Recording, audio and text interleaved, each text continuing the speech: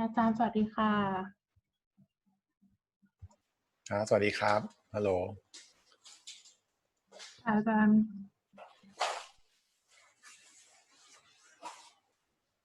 พี่จองเองใช่ไหม พี่จองล่วงหน้าได้เลยนะ พี่จองมา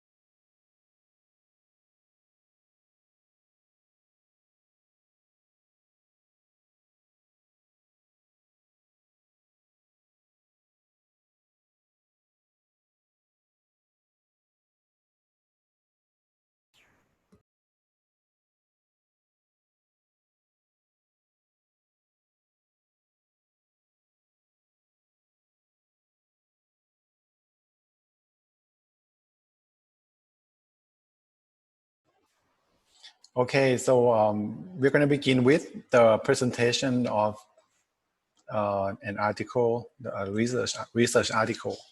Okay, so can you hear me? Tong, are you ready? I can make Hello. you. Okay, are you ready? Just a moment, please. Okay. I'll make you a host and then you can share the screen.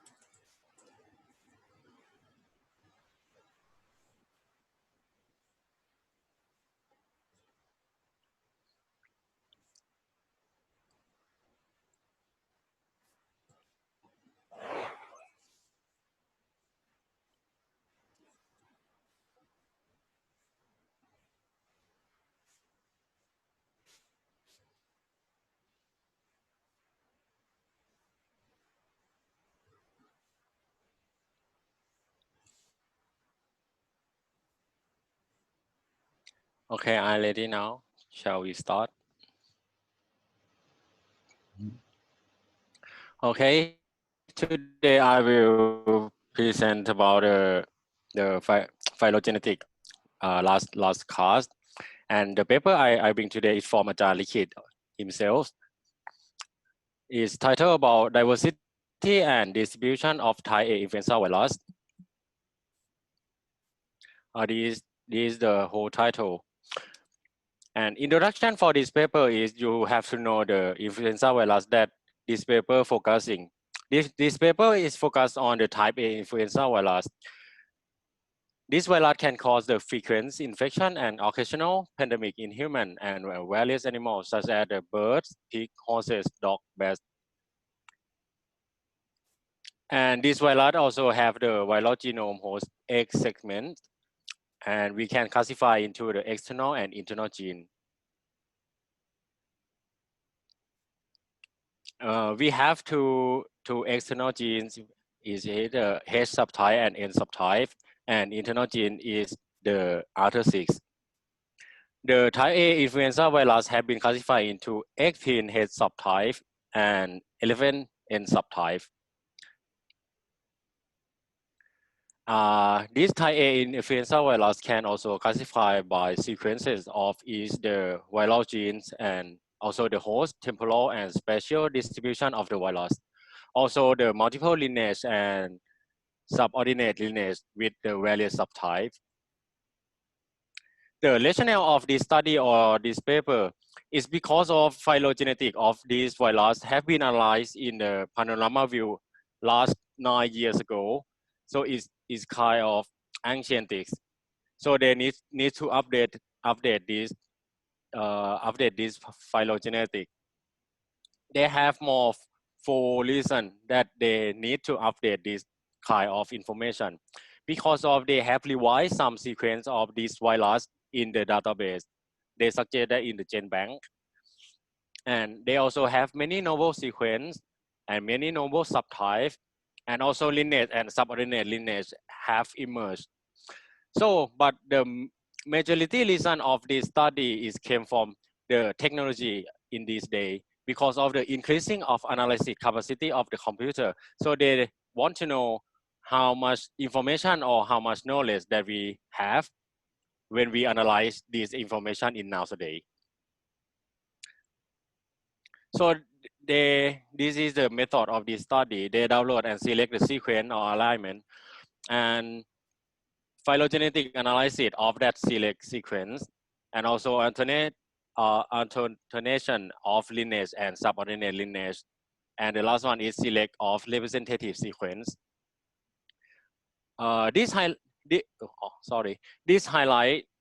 distribution in host, isolation years, isolation places, and genetic diversity, and also representative sequence. This is all the topic that they want to analyze in this paper. So they use two software to analyze this kind of information. First is the selected sequence was aligned by the muscle method using the software package of Mega 7.0. And the second software is to determine the phylogenetic relationship among the allied sequence, that using the software with the neighbor joining method under the Poisson model. So as you can see in this point, in this scope of the study, they study and analyze a lot of information and a lot of topic. So I can't bring it up all the topic. So I bring it a little small topic in this paper. It's about the distribution in the host. And distribution in the host is divided into various subtype and have a lot of complication in another topic. So I bring just about the HA sequence. As you can see in this table, they have analyzed, they have collected the information from the database in nowadays, and you will see the information in this table. They will divide the H subtype into the 18 and which one is occur in which animals. Just like H1, they have 390 subtype in the birds, 6,000 in the humans, just like that. And they use this kind of information to make the phylogenetics. Like in this this picture, this is the phylogenetic diversity and distribution of H1 subtype, just the H1 subtype of the influenza type A virus. As you can see, they can divide the H1 subtype into two primary lineage, H1.1 and H1.2, and from the information they can analyze the property of the virus. That H1.1 is the correspond with the AIV and SIV. A is mean avian and S is mean swine or swine. It means that this H1.1 lineage is correspond with the bird flu and pig flu from the influenza virus.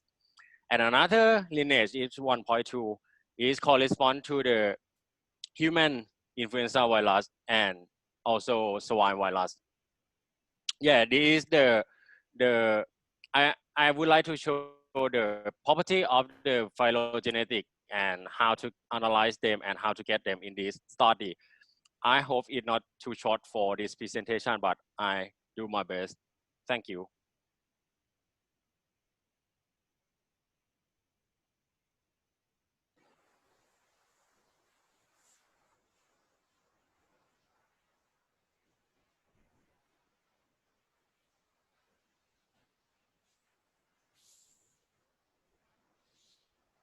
Okay. So what did you learn from reading the paper? I have scanning all of the all in the paper. I have learned that the phylogenetic and how to analyze the information that make the most complexity information into advantage of information in nowadays, because of we have a lot of information but we can't bring it to make the benefit, but this kind of tools can summarize all of the information to our benefit to use in the medical field, I guess. So what did you learn about influenza virus from the publication? From the publication, the influenza virus have a lot of subtype and really in the topic that I present, the distribution of the host, the isolation year, they have a lot of information of this virus, but because of this paper, they can summarize into the topic that we can understand easier in nowadays. Mm-hmm.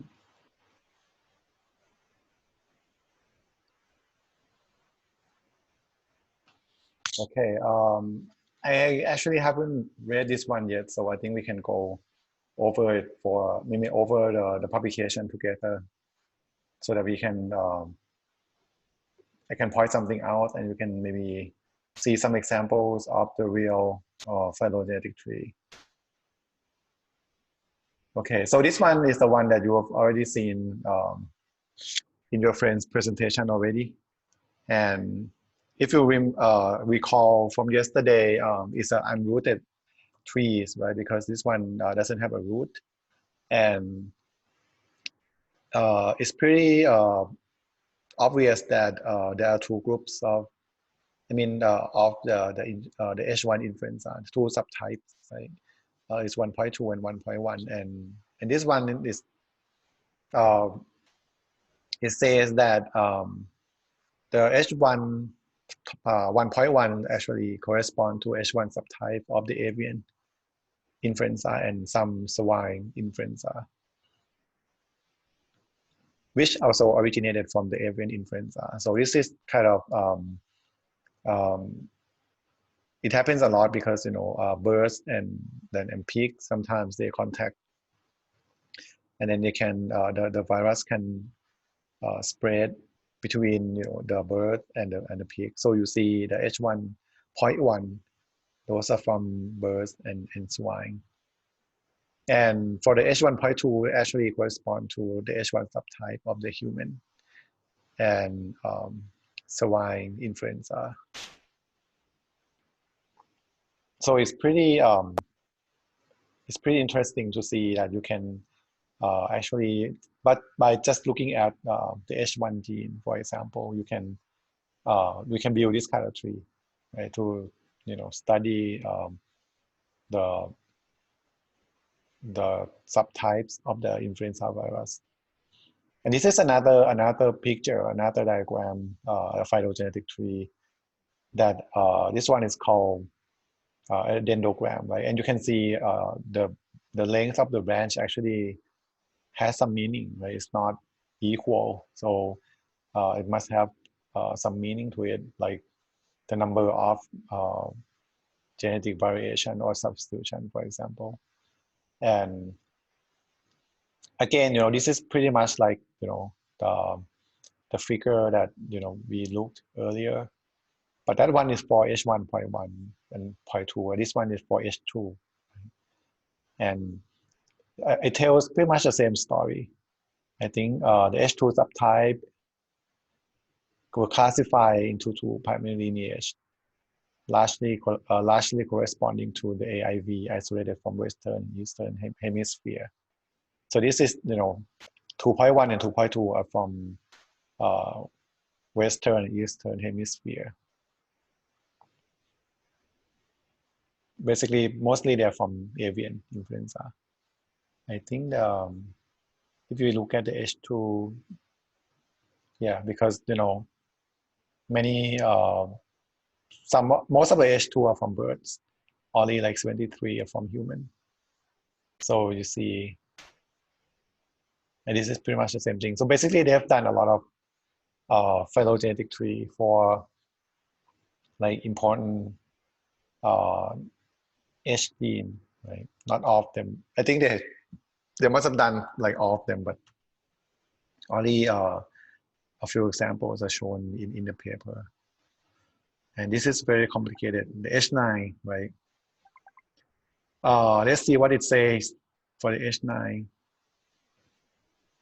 The phylogenetic diversity and distribution of H9 subtypes were classified into two primary lineages, H9.1 and H9.2. So you can see the H9.1 is down here, right? And there are two primary lineages, which is basically two major branches. The first one, is for the H9.1 group. The second one is for H9.2 group. And the H9.2 can also be classified further into the H9.2A and H9.2B. I mean, this is very good.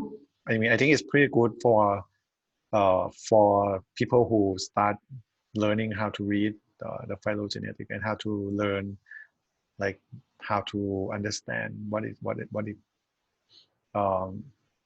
the information that it has for us. And you can kind of learn about the influenza virus at the same time. So this is one thing that I always say is that bioinformatics is quite broad, in terms of the application. So depending on what kind of organisms you are interested in, like if you're not really interested in influenza virus, you not care a lot about, you not understand much about, the group of the result from the phylogenetic tree. But if you show, like for example, this figure to an expert in influenza virus field, they will definitely can tell you if there's interesting pattern or some interesting information that they can gain from looking at the diagram like this, or they can even tell you what could be wrong about your figure. So this is something that you can I can share the publication to you guys in line so that you can look at it. But I just want to point out that when you look at the H9 and H5 and H6, I think it's for me, I think it's pretty diverse. Like for example, the H9.2 actually diverged a lot in pretty much the same period of time compared to the H9.1. And if you look at the number of hosts in those, you should see something like interesting. You see the H9, there's a lot of sequences that found in the database, for the H9 sequences. Most of them are from birds. So there are a lot of cases, a lot of studies that submit the H9 sequences to the database. That's why when you build the phylogenetic tree, you're going to see a lot of branches, right? Because there are a lot more sequences compared to some other H genes that quite more limited, right? And for H3, let's look at H3. Should be something. Okay, so it's showing you the unrooted tree.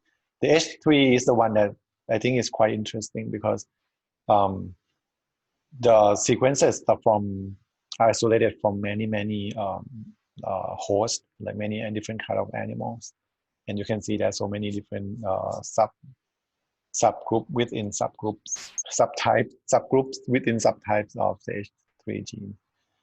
Okay, So I'm not really the expert in, you know, influenza virus, so I don't have much to say about the quality of the tree or what they actually conclude. But this is pretty much, I think, the main purpose of the study is just, you know, you utilize the newly updated data that, you know, has a lot more data than before, and there are so many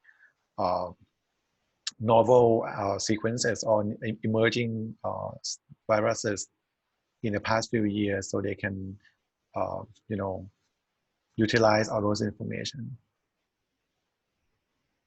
You can see that, you know, one more thing is that even though they're from the same group of viruses, but when you build the phylogenetic tree using different genes, you're going to see a lot of, you know, you're going to see different pictures. So this is something that you can see from the example. Like this one is the N1, the N1.1, N1.3, N1.2. So depending on what sequences that you use to build the phylogenetic tree, you're going to see different pictures, and that's going to tell you, it could tell you a different story. So you have to think in terms of the evolution of the genes, in terms not just the evolution of the virus, but the evolution of the gene. For example, for the influenza virus, those genes are actually, I mean, they can come from different viruses, right? The gene assortment play a big role in mixing up the genetics of the virus from different hosts, different strain of viruses. That's why you're going to see, even though you compare, you build the tree from the same group of viruses, you can see a very different pictures in terms of the phylogeny of the virus due to the genetic variation. And the influenza virus is actually a good example, because it actually has like, besides the gene assortment, they has something that we call the genetic drift and genetic shift, right? The genetic drift actually the one that occurs like commonly. It occurs in nature like pretty much all the time. So you can see a variation in influenza viruses pretty much all the time because of the genetic drift. But the genetic shift is basically the gene assortment that make like a big change in the genetic of the virus and allows the virus to become infective, like to a new host or new animals, for example, or become more virulent. But the genetic shift, the drift, actually the one that caused you, like, you know, flu every season, every year. That's why you have to take, you have to get a vaccine or flu shot every year because of the genetic shift. Sorry, genetic drift. Because the vaccines that you got last year might not help you this year if you get a new strain of the viruses because of the genetic drift. So that's why you're going to see like a lot of like variation in terms of phylogenetic tree because the genetic drift and genetic shift. Okay, so this is a good paper because there are so many different trees. You can see a whole lot of trees built by different genes, and also you can see sequences from many different animals, not just the human. So I think it's pretty good. It's a good publication to showcase the use of the phylogenetic tree in research. But there, it needs some kind of expert to really make use of this kind of information, for sure. Okay, any comments from you guys? Any question?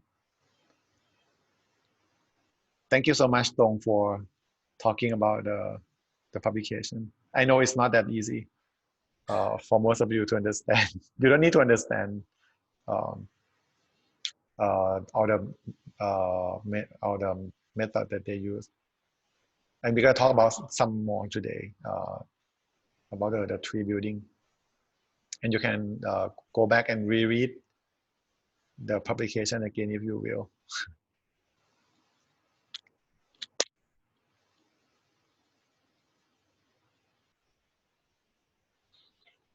I think the good thing about bioinformatics is that the whole publication is pretty much, I mean, that's the cost of publishing that paper is pretty much like near zero. So basically, you can just reproduce the research publication by yourself. You can go and download all the sequences that they use and try to build a phylogenetic tree and compare with the one that they publish in the paper. So if you would like, you can do that, and then you can compare and you can see what's actually different between your phylogenetic and their phylogenetic tree. And you're gonna see, sometimes it's not really straightforward. And if you're not an expert in the field, you can get a very similar tree, but may not be exactly the same due to a lot of stuff that we're going to talk about today. But this is something that you can't really do in other fields, but you can do in bioinformatics. You can reproduce, provided that the data is available publicly. You can download all the data and rerun the analysis, right, to reproduce the result, and you can see if you get the same thing. And you can learn a lot from that too. Like if you're new to the field and you want to have like develop your skill in bioinformatics, you can try to do that too. And you're gonna, and the good thing is that you have something to compare, right? If you run the analysis by yourself, you're not gonna be able to tell if you are doing something wrong. But in this case, you have something that you can compare, and you can, spot something that may be different from what they get. Okay, so today we're going to talk about how to construct the phylogenetic tree, and we're going to actually try to use some of the tools to build the tree as well. And there's a tool, there's some tools here that I show you, and I think pretty much most of them are free to use, and you can just use it and cite in your paper. That's all, right? And the first one that we're going to try today is called I did these are the tree the tree building software, but we're not going to use any of these today. But these are all like tools that build specifically for building tree. But we can use something else that quite easy for beginners to start with. Okay, before you go about building the tree, you have to know some concepts or some assumptions. And these two assumptions have to be true to some extent, otherwise you're going to get a very bad tree. So the first thing is that the sequences must share a common ancestor. So basically they have to be orthogonal. We discussed this a lot yesterday, right? So I believe, I hope that you still remember why the sequences have to be an orthogonal. And the second one is all sequences evolving along all the branches independently. So if you look at the viruses, have I shared the screen to you guys? No, sorry. Let me go back to the publication one more time. So if you look at the tree, the influenza viruses phylogenetic tree, the second assumption say that if you look at all the viruses on the different branches, they have to evolve independently. So basically, the viruses in group N4.1 should have no effect whatever to the influenza virus that has gene N4.2. Like they have to be independently evolved. So it's not like the 4.1, if they have some influence on the N4.2, that's gonna violate the assumption, and your tree is gonna be wrong if you still want to build a tree using those viruses. So they have to be independently evolved. Like they have to go on their own, for example. Like they have to have no relationship to each other, basically. And this assumption, sometimes it's not always true depending on the biology of the organisms. But we just assume that they don't have any influence on each other. Like it's not like the N4.1 actually become so strong and they have somehow dominate the N4.2, right, for example. And that's going to be a different story because the N4.1 will actually put a selective pressure to the N4.2, and then it's going to force, basically it's going to select some variations that survive better to the pressure from the N4.1, and that's going to be it's not going to be an independent event anymore. So the N4.2 is just they're not going to be as diverse as they should be if they were just independently evolved. So this is something that we have to keep in mind. Like these are assumptions that you have to keep in mind when you build a phylogenetic tree. So if you are organisms that you want to build the phylogenetic tree for and not independently evolved, you have to be careful about this assumption, because you can get a very wrong conclusion if you're not careful. Okay.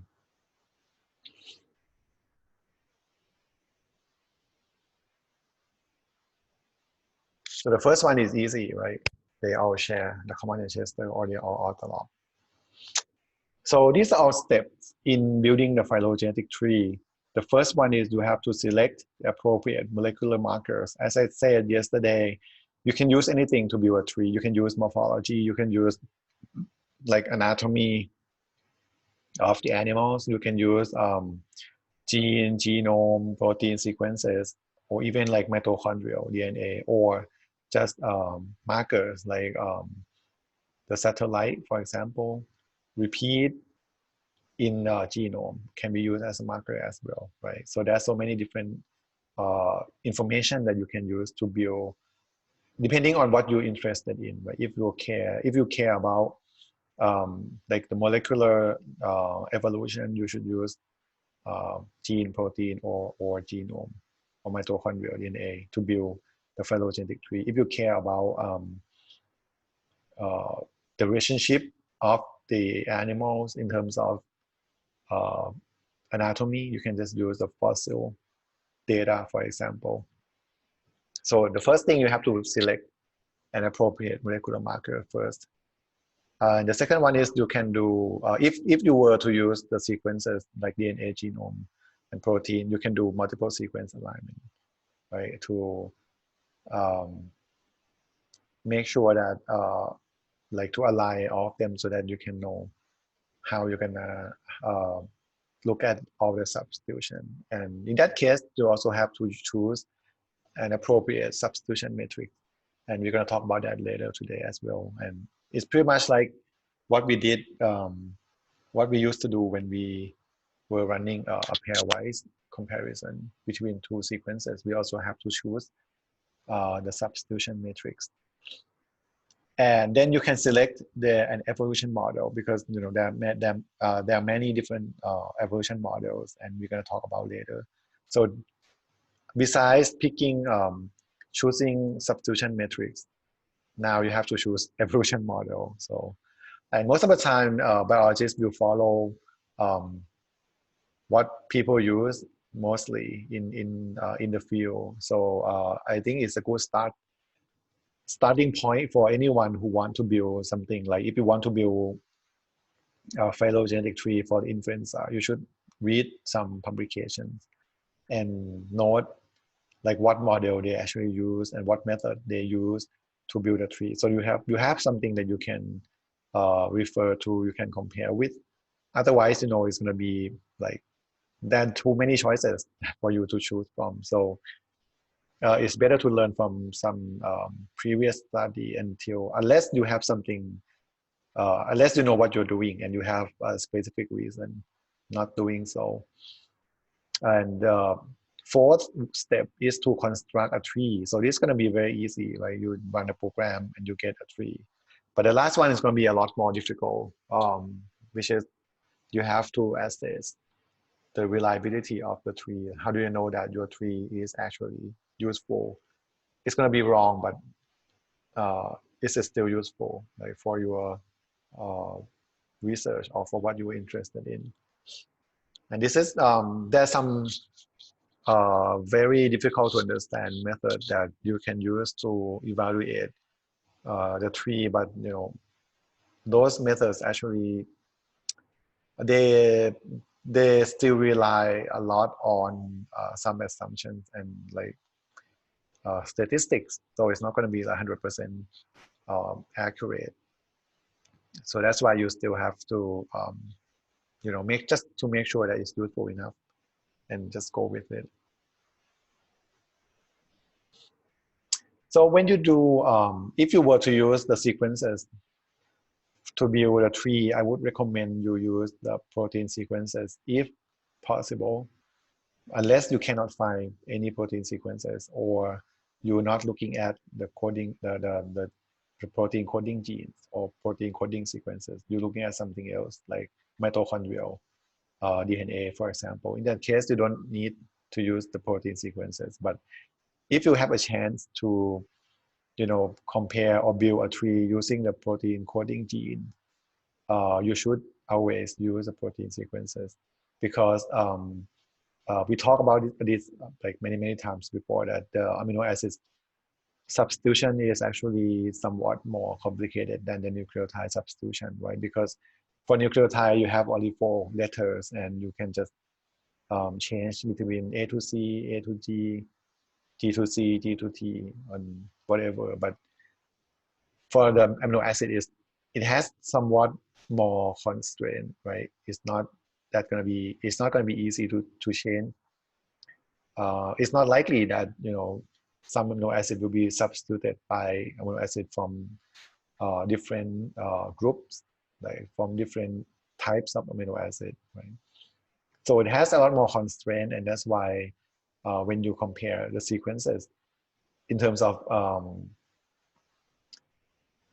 it's going to give you a much better result, because the only thing that evolution cares is the organism can survive, and if the substitution is not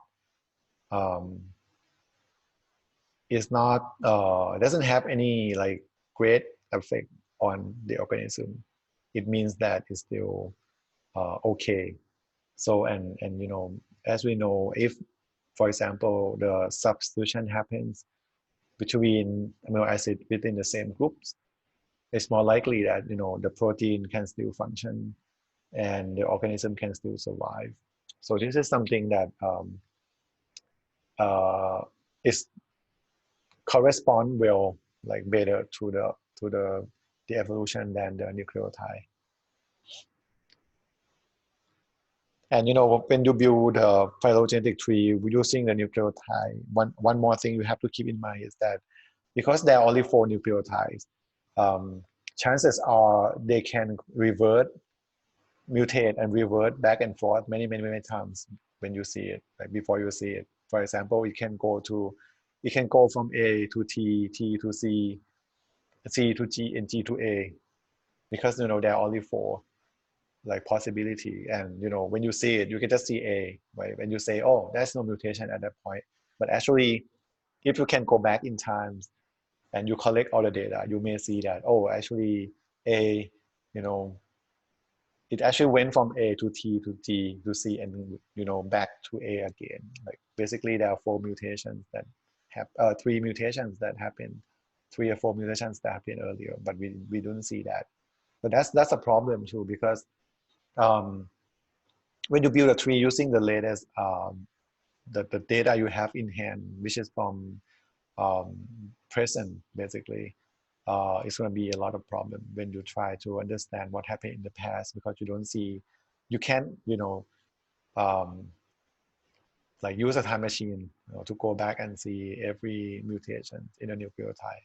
But that's not likely to happen with the amino acid, because there are many more amino acids, and chances are it's going to go switch back and forth between 2 or 3 amino acids. It's not going to be that easy. And also the codon bias. This is another reason for using the protein sequence is the codon bias. Some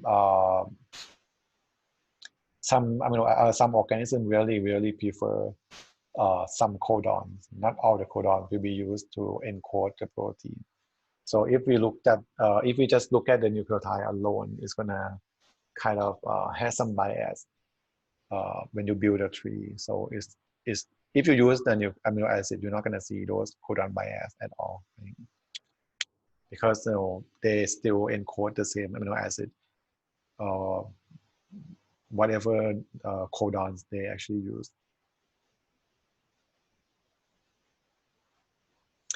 And this is an example of the alignment, the multiple alignment. Basically, you just, instead of aligning 2 sequences at a time, you try to align many sequences, like more than 2 sequences at a time. And the principle is pretty much the same. Like you can insert gaps into the alignment, and you make sure that the overall score of the alignment is good. But because you are now aligning many sequences, and you can insert gaps in anywhere in the sequences, in any sequence, that can be that's why it can be it can be wrong sometimes. You can get some mistake sometimes due to the gaps that inserted into the alignment, right? Because there's so many possibility that you can choose to insert gap, and you can still get a very good score. It's pretty much like when you do pairwise sequence alignment, you find that sometimes you get many different alignments with the same score, right? This is pretty much the same thing when you do the multiple sequence alignment. You get many different way to align like all the sequences, and you can still get good score. If you look at this one, the figure A, you can see that you can insert gaps into all different places, and you can see that the all amino acids are aligned pretty well, right? You can see the amino acid with the same color, even though they're not exactly the same amino acid, but they has the same color. So it means that they are in the same, like pretty much the similar kind of amino acid. So you can see that they are all aligned pretty well to all the sequences. But the problem is, if you are an expert who work on this protein for a long time, you know that this is not the correct alignment, because and you can kind of edit the alignment by yourself to get the figure B, for example. And you can see that in the figure B, you can still you still have many amino acids that align across all the sequences, but now the gaps are not inserted like a everywhere anymore. It's inserted in the exact same position, right? So this is something that when you do the multiple sequence alignment, you have to check, right? You have to make sure that they are aligned properly. Otherwise, you're going to get a very wrong, you can get a wrong phylogenetic tree due to the mistake in the alignment. And for me, I think it's quite intuitive for scientists or biologists to see, the gaps actually inserted into pretty much the same place, the same position in the amino acid in many organisms. Because in figure B, you can see it's pretty easy for us to say that somehow G are inserted into the sequences of 3 organisms like human and Drosophila. They have 2 G that get inserted due to the mutation, or maybe other organisms lose those sequences, those amino acids from their genes. That's why you see gaps at the 19, 18 position. The same thing also happened in the 28, 29 position of the sequences. You see that EQ and ES are actually missing from other organisms except Aspergillus and the yeast, right? The Bombay, the yeast Saccharomyces. So this is a lot easier to explain than figure A, right? Because the figure A is like, there have to be a lot many more mutations that happen during the evolution of these organisms. And we talked about this yesterday, that we would prefer the mutations or the events that happen in the evolution process. The fewer the number of the events is the better, right? So in the figure B, there might be only 2 insertion or deletion that happen during the evolutionary process. But in the figure A, you can see there have to be many more, like many more insertion and deletion happens in the evolutionary of these organisms to give the alignment like that. So this is something that you, if you understand the concept, you should be able to like explain why we need to do the correction for the multiple sequence alignment, right? Due to is because of how the algorithm works, and it's also because of the evolution, the concept, the parsimony concept in evolution. So any question about this? Because we actually mentioning a lot of concepts and theory that we already talked about before, but this is just kind of like put all of them together to explain what's going on and what you should think about when you do bioinformatics. So that's why I said in the first class that if you want to do bioinformatics well, you have to understand a lot, right? You have to know somewhat about algorithm, you have to know about how computer works, and you also have to know about how biology works. So like it's like you're in the middle of 2 different fields, 2 disciplines, and you have to understand. But because you are a biologist, you should understand biology side a lot better than people who come from the computer side. But you have to understand the computer part a little bit so that you can see why you have somehow it's going to help you when you perform the analysis, because you can explain what happened, or you understand what the result you get, and you can explain why you get that kind of result a lot better than if you just understand the biology alone and you just think of the computer as a black box, right? Okay, this is just the difference between pairwise and multiple sequence alignment. For the pairwise alignment, you basically compare 2 sequences at a time, right? This is good for looking for homologous sequences, like searching for the sequences in the database, for example. And the second one is the multiple sequence alignment. You actually you basically compare or align like more than 2 sequences, and this could help you a lot when you want to identify the conserved region of the protein, which could encode for something like a motif or the functional domain of the protein. Because if you see the region that very similar across the organism, that could tell you that those regions are actually highly conserved due to the constraint in the evolution. And that could mean something that important, right? It's pretty straightforward to think that way. And this is a problem that's why we need multiple sequence alignment when we would like to build a phylogenetic tree. Because if you compare sequences, like 2 sequences from distantly related animals, it's not going to be reliable due to the high variation in the sequences. So you're going to have a lot of gaps and a lot of mutations that make it difficult to get an optimal alignment from just the 2 sequences, because we talk about this all the time, that you can end up with many different ways to align 2 sequences with the exact same score, right?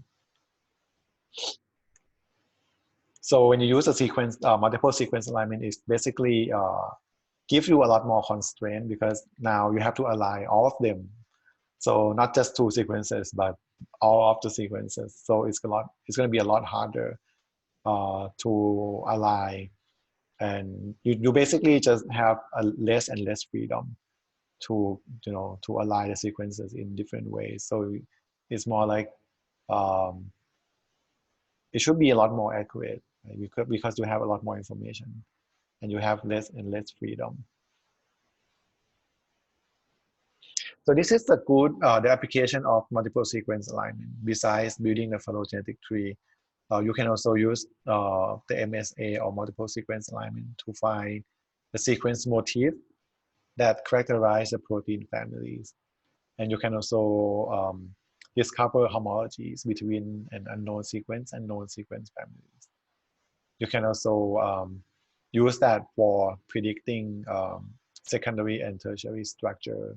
And Ajahn Pat is going to talk about this one tomorrow.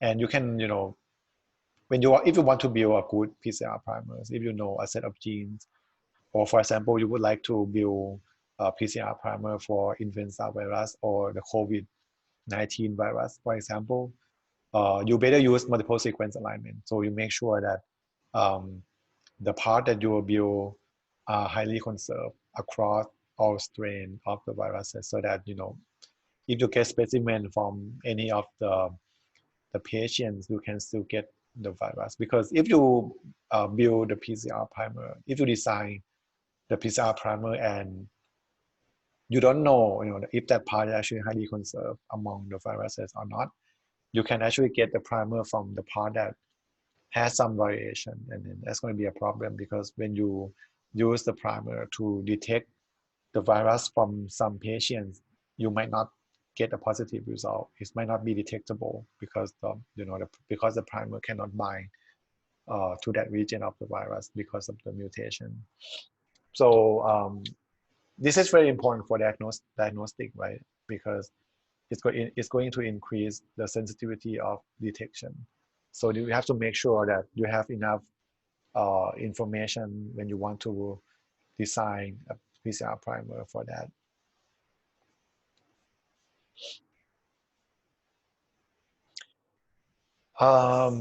So there are many ways that you can perform the multiple sequence alignment, where you can use a tree-based approach, which is called a progressive alignment construction. And this method actually developed in 1984. Like, you guys were not born yet. It's long ago, because as I said earlier, before that, people were studying the protein sequence a lot longer than before, than DNA and RNA sequences. So they actually sequenced the protein sequence long before DNA and RNA sequences were found. So there are so many tools that actually implement the tree-based method. One of them is Cluster Omega, which is available for free on the EBI website.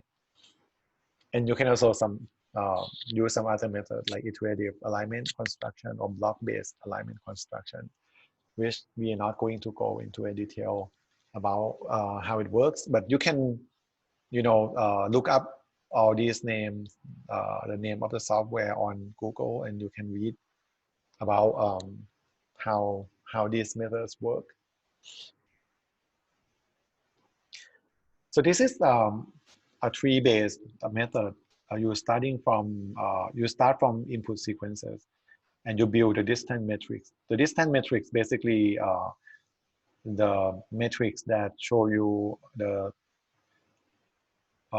dissimilarity, not the similarity, but the dissimilarity, the difference between two sequences. So you actually you perform a pairwise comparison to all of the sequences.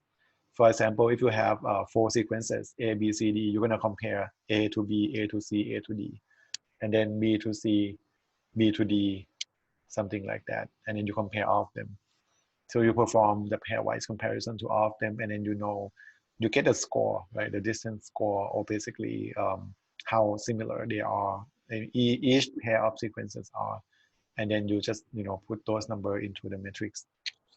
And then you're going to use the matrix to build a guide tree, which can tell the program which sequence should be aligned first in the multiple sequence alignment.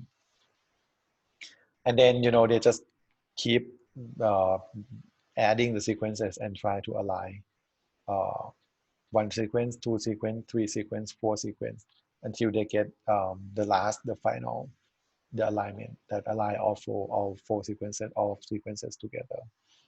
And there might be some refinement or the addition of, you know, some part that might be necessary. And as we talked earlier, that you may have to investigate the alignment and also edit the alignment by hand.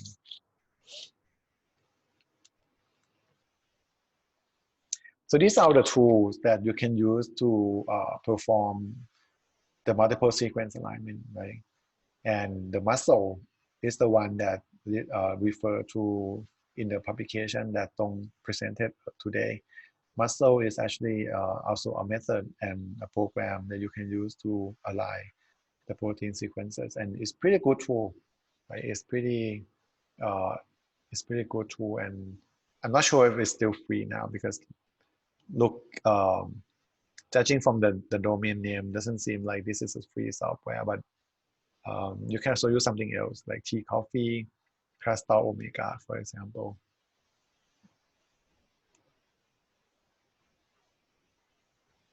Okay, so we are going to perform the multiple sequence alignment of the human globin genes and try to identify the predicatively functional residues. And before we go doing our own analysis, I just want to show you, this is the image from multiple sequence alignment of the hemoglobin from many different species, and you can see that there's some conserved histidine, you know, there's some conserved histidine amino acid among, like, across all the organism. So the H that was, you know, pointed, 2 H's that pointed here and here are actually highly conserved, which means that, you know, even you look at the hemoglobin from human, horse, and lamprey, which is diverged from, like, from us, from other animals, like long ago. It's actually a jawless animal, right? We learned that yesterday.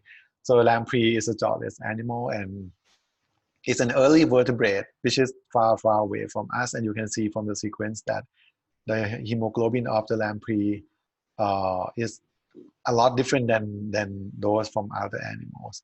But anyway, you know, as at this position is still an H. Also, as you know, at another position, the histidine is also well conserved. And if you see something like this, you know, it's actually, it tells you right away that, you know, these 2 H's are quite important. And there's actually some other part that, you know, also conserved across organism, like the L here, lysine, and W here, the P here, and F here, you know. So those are, you know, highly conserved amino acids that could play a very important role in hemoglobin of, you know, the hemoglobin protein. And this is just the example of the 3D structure, showing you how important the histidine at the 93 and 64 positions are. So they're basically a part that help the protein bind with the globin, basically, the heme, basically. So the globin is the protein, and in order to bind to a heme, it has to have these 2 histidine at exact site, you know, exact position. That's why, you know, these 2 positions are highly conserved. Right? If you mutate, you know, H93 or H64, it's not going to be able to function as the hemoglobin. So this is a pretty important for important application of the multiple sequence alignment. It helps you identify like the important motif or important domain of the protein. But, you know, you have to have some knowledge you have to look into what could be possible function of each conserved amino acid. Okay, so I'm going to give you a file. I actually shared a file on the Google Classroom already, but I know that some of you cannot access Google Classroom, so I'm going to download it and share it in Line program, so some of you can download from Line instead, right? That could be better. Let me go to the classroom.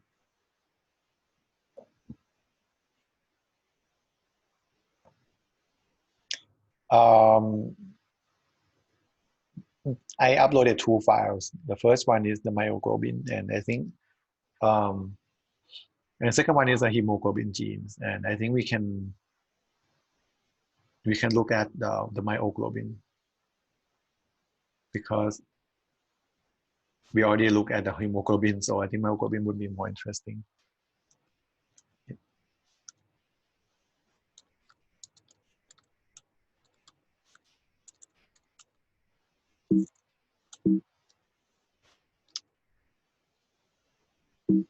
Okay, let's try the myoglobin first.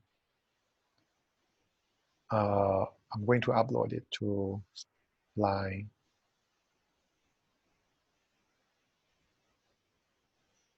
Hopefully you can open it. You can just unzip it and use something like Notepad to open the file. The Notepad is very good tool. If you're using Windows, it could help you. It could open like most of the files that basically a text file, the plain text file that we use in bioinformatics.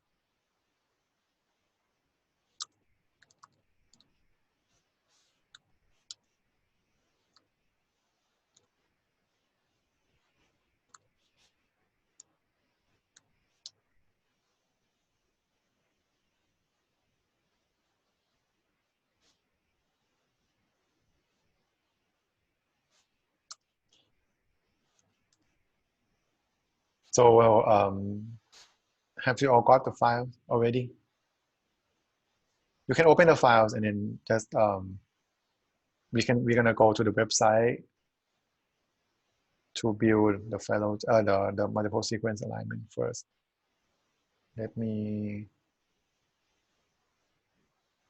Let's use. You can use the cluster omega. So you can actually search for cluster omega 2 on the website.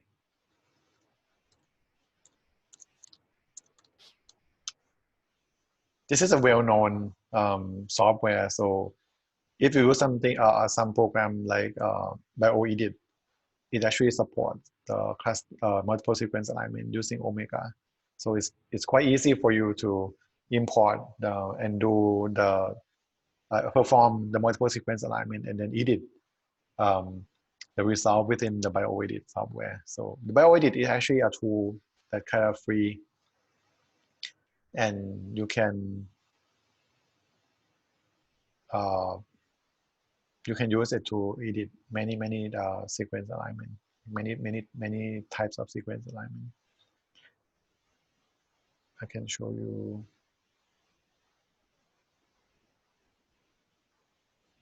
Okay, here's the website. You can go to cluster.org, and it's going to show you 2 icons.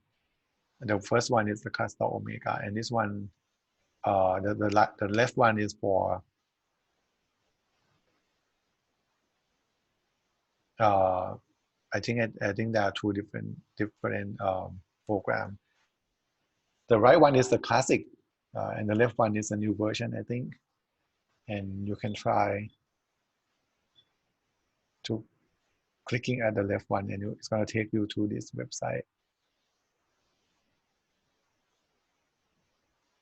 Oh, I think this is a standalone program, so you can basically download the program that's I mean, according to your platform, right? suitable for your platform. If you use Windows, you can download Windows. If you use Mac, you can download Mac. But we're not going to try to download and run the program on our computer. So we're going to go to the EBI web server. So there's a web application on the EBI, and this one is a lot easier for us to use because we don't have to install any program. Just use the computer of the EBI, which is somewhat more powerful than our own computer. Okay, and then you can just open the file and then copy file. Copy all the sequences, right?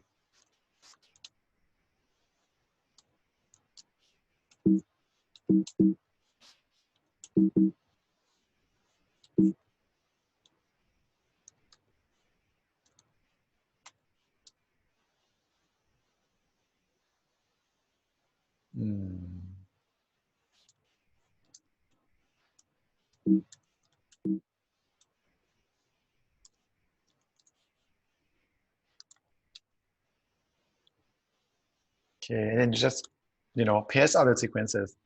This is pretty much like the hemoglobin you've seen, but this one we use myoglobin instead. And let's see if we see something interesting, because myoglobin serve similar function, but in the muscle instead of the blood vessel.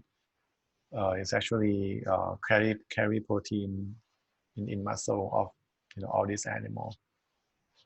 And this is a very diverse group of animals, right? You see human, camel, whale, macaque, monkey, and gorilla, dugong, which is a kind of the marine animal, wild boar, and then donkey and bat, and the cyanobacterium. So this is a very diverse group of animals. So it's quite good when you do something like this for an exercise. And we're going to leave everything, as default, and then you can just submit your analysis.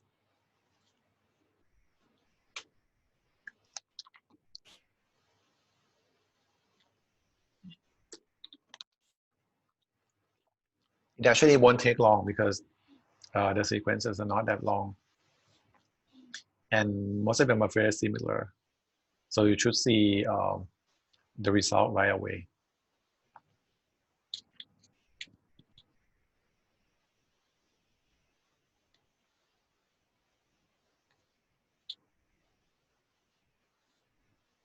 So have you got the result yet? You guys are quiet today, right? So quiet. I feel like I talk a lot by myself. You guys are so quiet. Okay, if I go too fast, let me know, okay? Otherwise, I don't see any of you guys monitor the screen, so I don't know where you are. So just let me know if I'm going too fast and you're still waiting for the result, something like that. You should talk more. No, we should talk more because it's like I'm talking alone.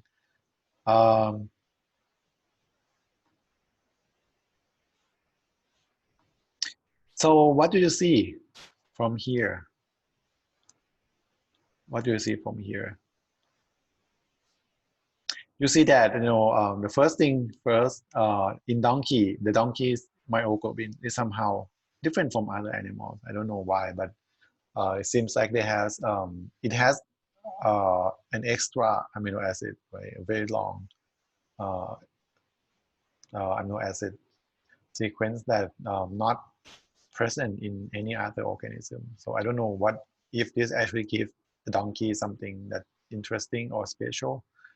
Anyway, but we're not gonna be so interested in that stuff, but we're gonna be interested in those that are highly conserved.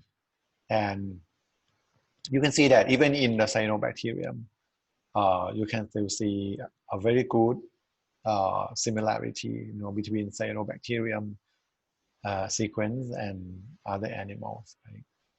So it's pretty good, actually. It's actually quite interesting to see something like this because, we are so different from the cyanobacterium. But if you look at the sequence, our sequence and the cyanobacterium sequence is very similar. It's very, very similar. So this is quite, I mean, the whole sequence is highly conserved among pretty much all the organisms. So this is something that quite interesting, that this gene is very highly conserved, right, across organism. And can you identify the histidine group that might be important? I mean, I see a lot of location that could be potential histidine molecule that amino acid that actually important in binding to the heme. So this is one position. It's close to I don't know, like if this is 57, 58, 59, 60. Yeah, it's somewhat like a 68 or 69 position. This is a histidine. And there's another one here that's highly conserved. I mean, there are many places that, highly conserved, because most of them are very, very highly conserved. So it's hard for us to tell which histidine is actually the one that binds to the heme. So if you see something like this, and you are curious to know what the sequence does, like what does this protein encode, amino acid sequence encode, you can look up the protein domain, and I would tell you I want to show you that there's a program on the website that you can try. You can go to PFAM, you can search for PFAM website. Just type PFAM on Google and you're going to be taken to the PFAM homepage. And then you can copy the sequence of human, because most of them are highly conserved. So I think any sequence would be fine. But we're going to try the human protein. So just copy the human myoglobin, and then you're going to use that to search for the protein sequence in PFAM. Okay, so on the PFAM website, which is also belong to EMBL, EBI, you go to the PFAM website and you click the sequence search. And it's going to tell you to paste your protein sequence here to find matching PFAM entries. And then you just copy and paste your sequence and then click go.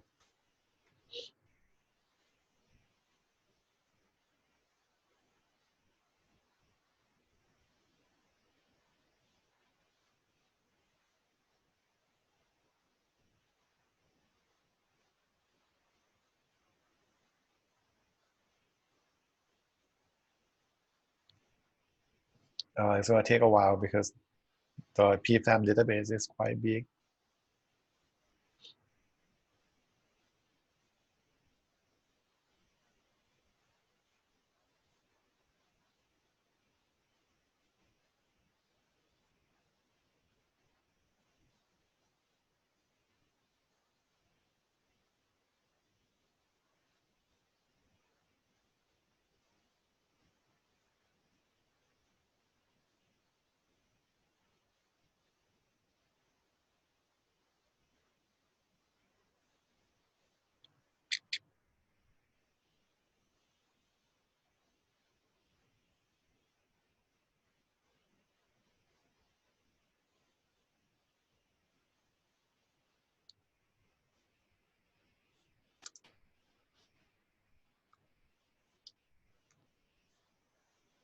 Oh, it's taking too long. Okay, let's take a 5 minute break and we're gonna come back because hopefully it's gonna be finished at that time. Okay, let's take a short break and we're gonna come back and continue. I've tried this a couple of times, but it's not work. I don't know why it's taking so long. Let's see if we wait for 5 more minutes. Maybe it's gonna finish.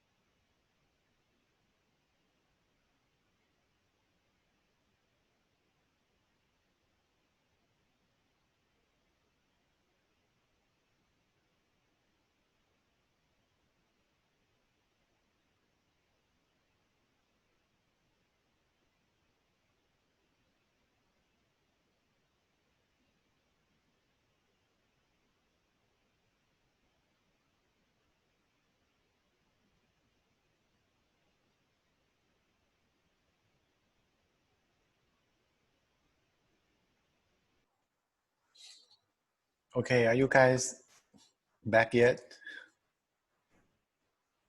I got the result. That's pretty good. After like more than 15 minutes of waiting. This is a good example of the PFAM result, right? After you input the sequence to the website, it's gonna search the domain protein for you. And this is what I get for the myoglobin, which is not that surprising because there are two meshes. The one is the significant mesh, and the other one is not significant. So we gonna care just with just the one that actually is significant. And this is the sequences that we use to search in the PFAM domain actually hit or match the globin family. So because it's a myoglobin, so it actually matched the globin family. So that's not so surprising at all. And you can look at some result from here. It's similar to BLAST result, where you can see where the alignment starts, where the alignment ends, and you can also see the bit score and the e-value, which is very low here, like 2.0 to the power of minus 22. That's very, very low, like 20 0 in front of 2. So this shouldn't be it shouldn't match just by chance, but it should be something that significant, something that meaningful. And you can also click to show the alignment, right?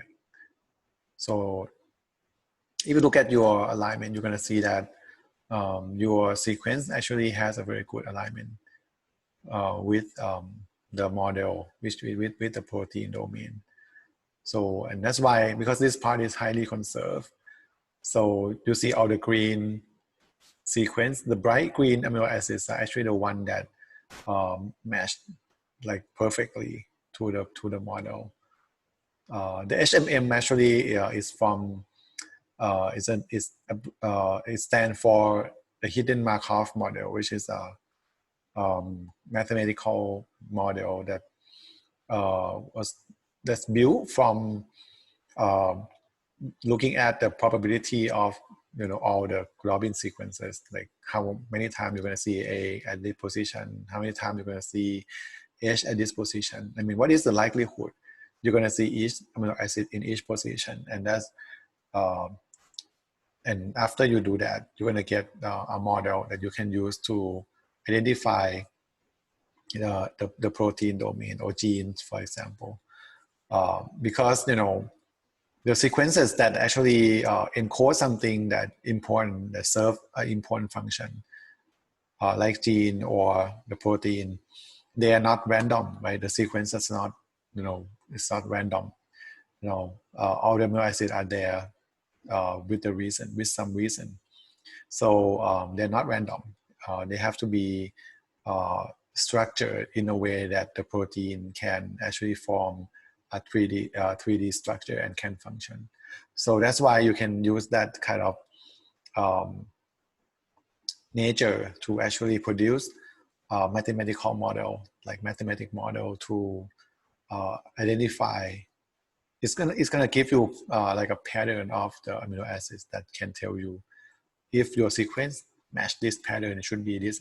It should belong to this family, for example. And this is telling you the same thing, like the multiple sequence alignment that you see from cluster omega, that all these amino acids are highly conserved and they match so well with the HMM model.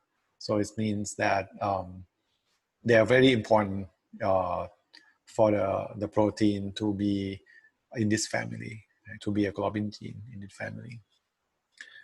And you can also look at the meaning of like some information about the globin gene if you want to know more.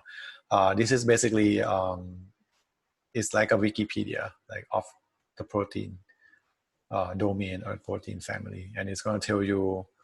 You see, you can also find this globin gene in bacteria is called, it looks pretty much like the globin in other organisms.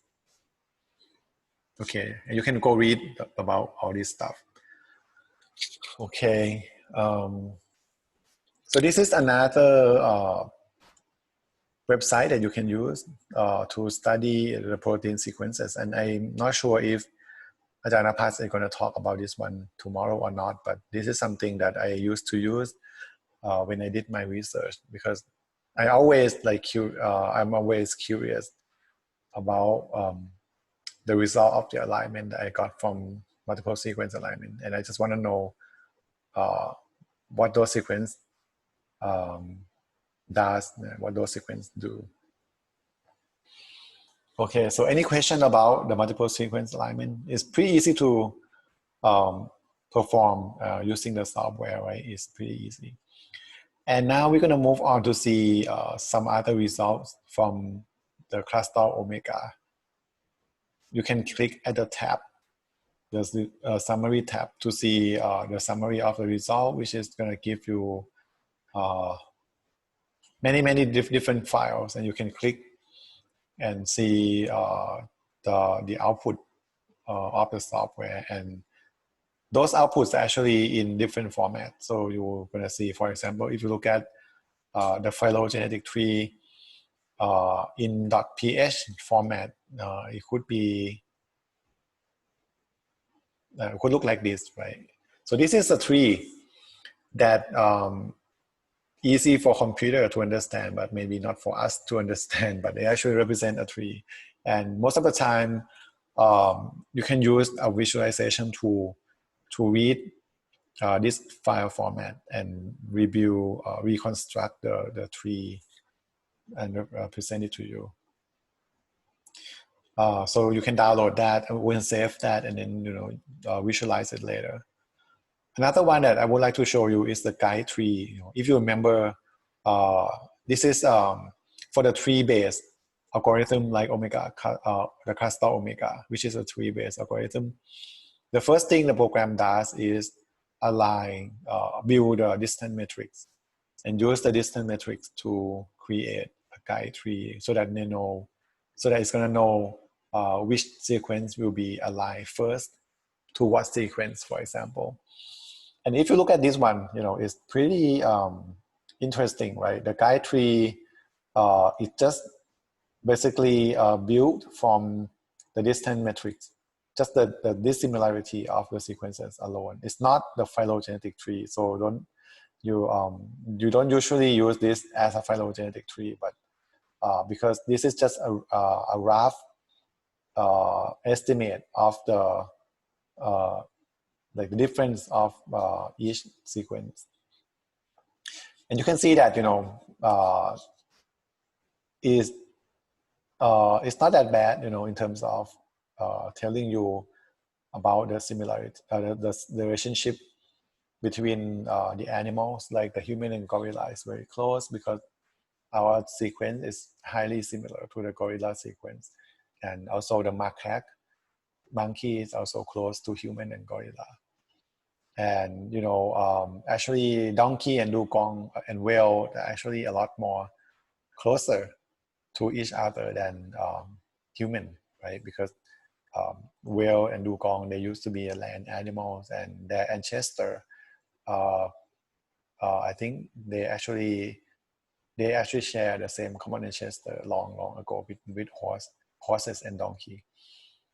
And you can see that the mammals, animal like bat and camel, they are all in the same group with the human and gorilla. The weird thing is the cyanobacterium. This shouldn't be here at all, right? Because if you look at the guide tree, you can conclude that the cyanobacterium actually closely related to wild boar, which is not the case. So I think this is really something that you have to keep in mind, that the guide tree is just for the program to build the multiple sequence alignment. It's not a phylogenetic tree.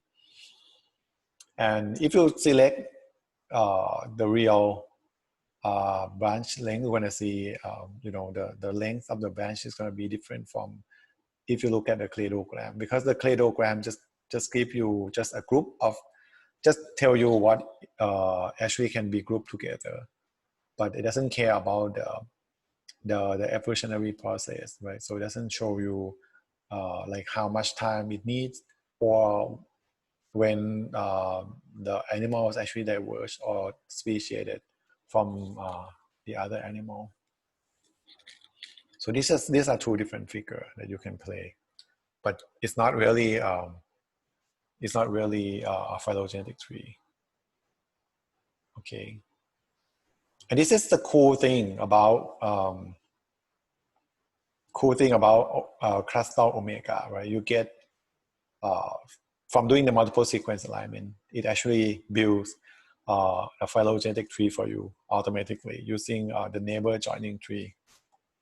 And the neighbor joining tree, joining method actually is a method that many tools for that you can use to build phylogenetic tree actually implement, and it can give you a pretty good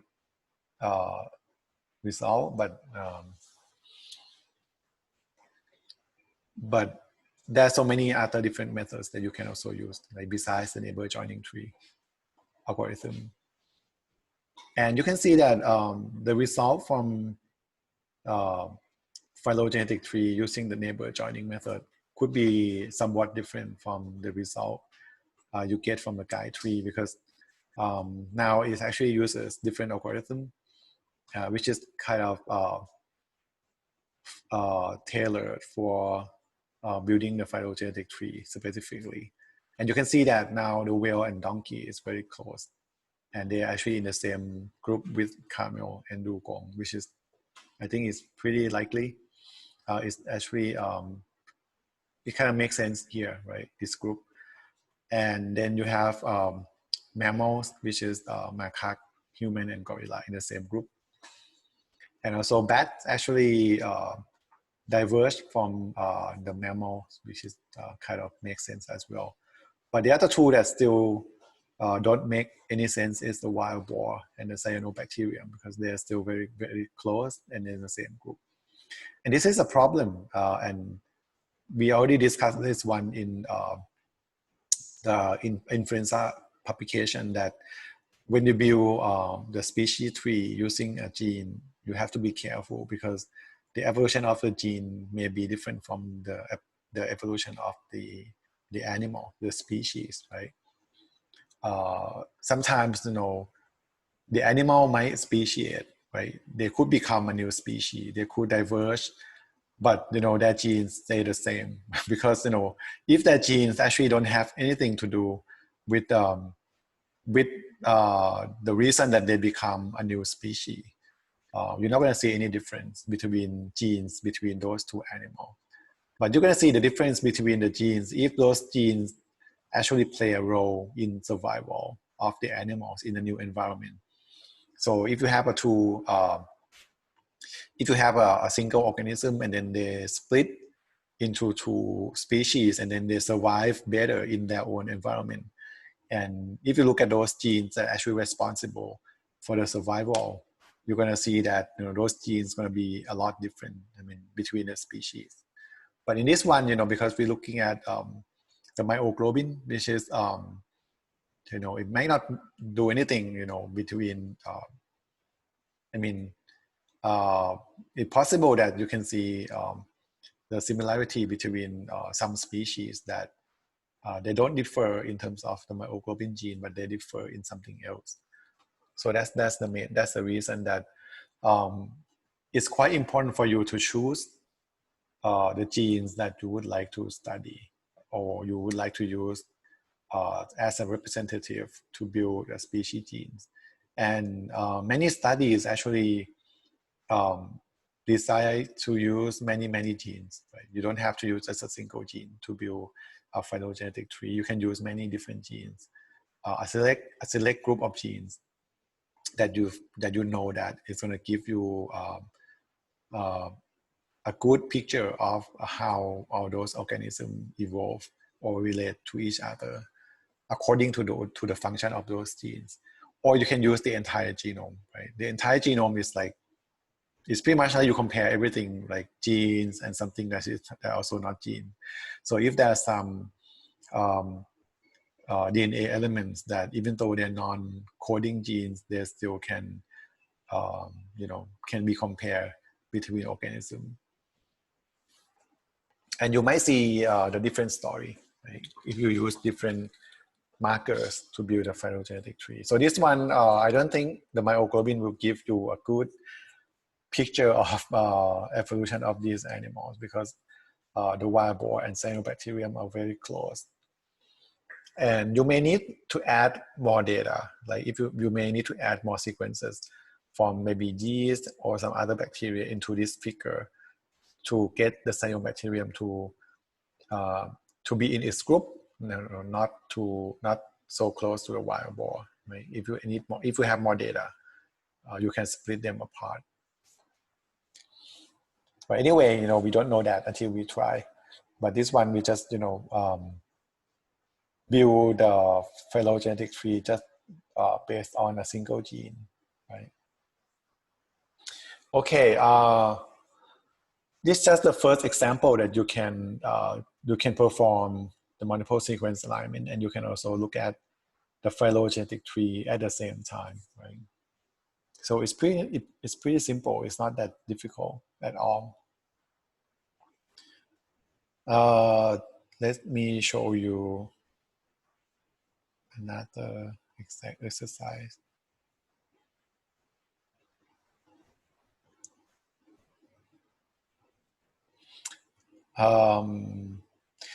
This is a toll-like receptor, and I think I would let you do this by yourself. I already give you the accession number of the toll-like receptor gene, so you can just copy the accession number and search, on BLAST and CBI, and then you can try to get all the homologous sequences of this gene, and then you can select some of them and perform multiple sequence alignment. You can use omega cluster and then or cluster omega, and then you can also see the result phylogenetic tree easily using just the single tool. And I will let you do this as an exercise for today before we end the topic. It shouldn't take so long. It shouldn't take just like maybe less than 15 minutes to do so. Okay.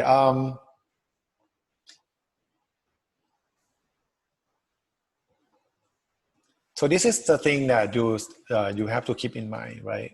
We already discussed this one before, that sequences should always be autologous sequence. It should be autolog.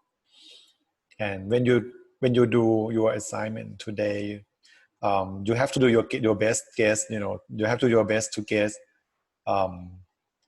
if the sequences that you get from BLAST are autolog or paralog, because BLAST not going to tell you that, but it's already give you all the homologs, but you have to carefully select the one that you feel like should be an autolog. But it's not easy to tell from looking at the sequences alone, but you can try.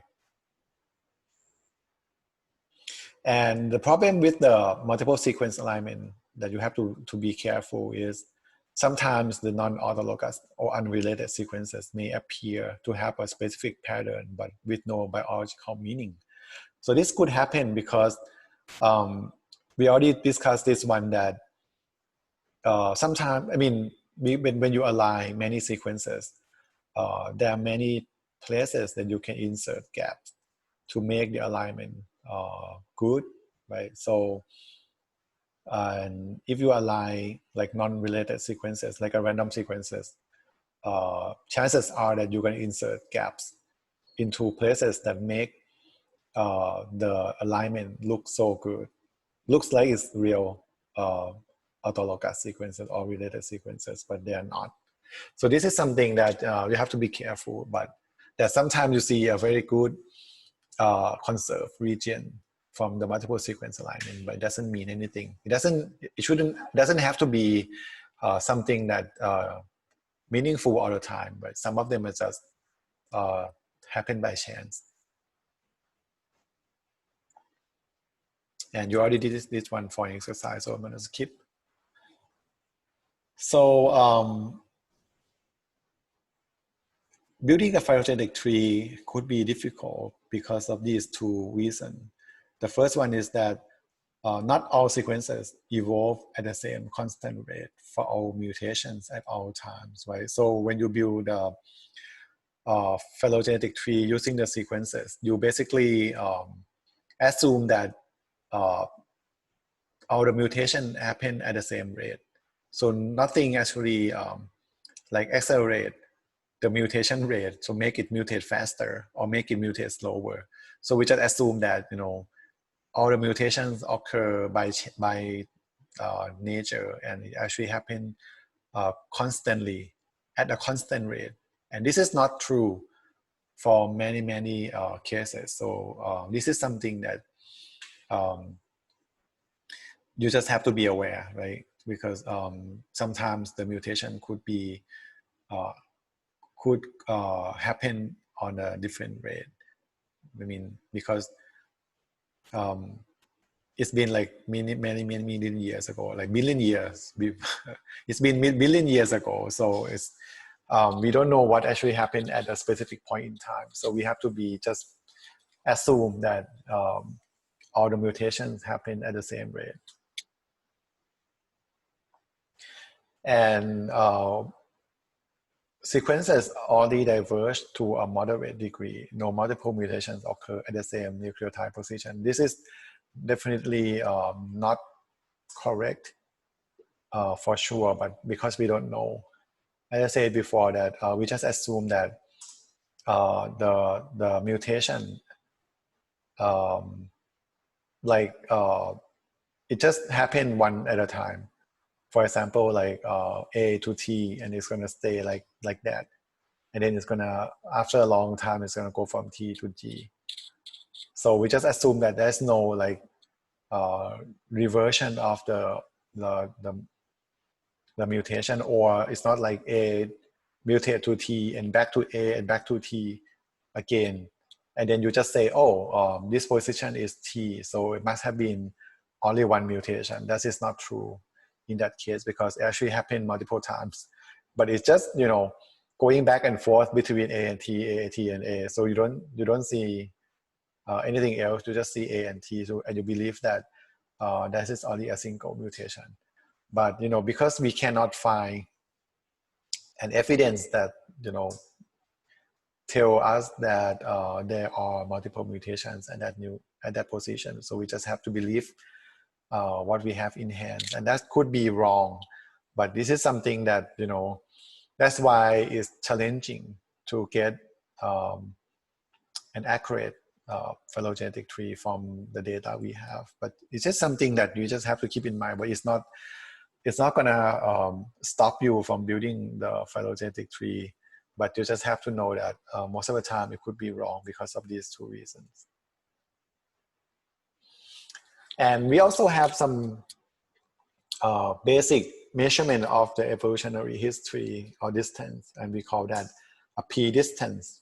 So the p distance is very basic way to measure the evolution process, and it's actually equals to the total number of our non-identical nucleotides.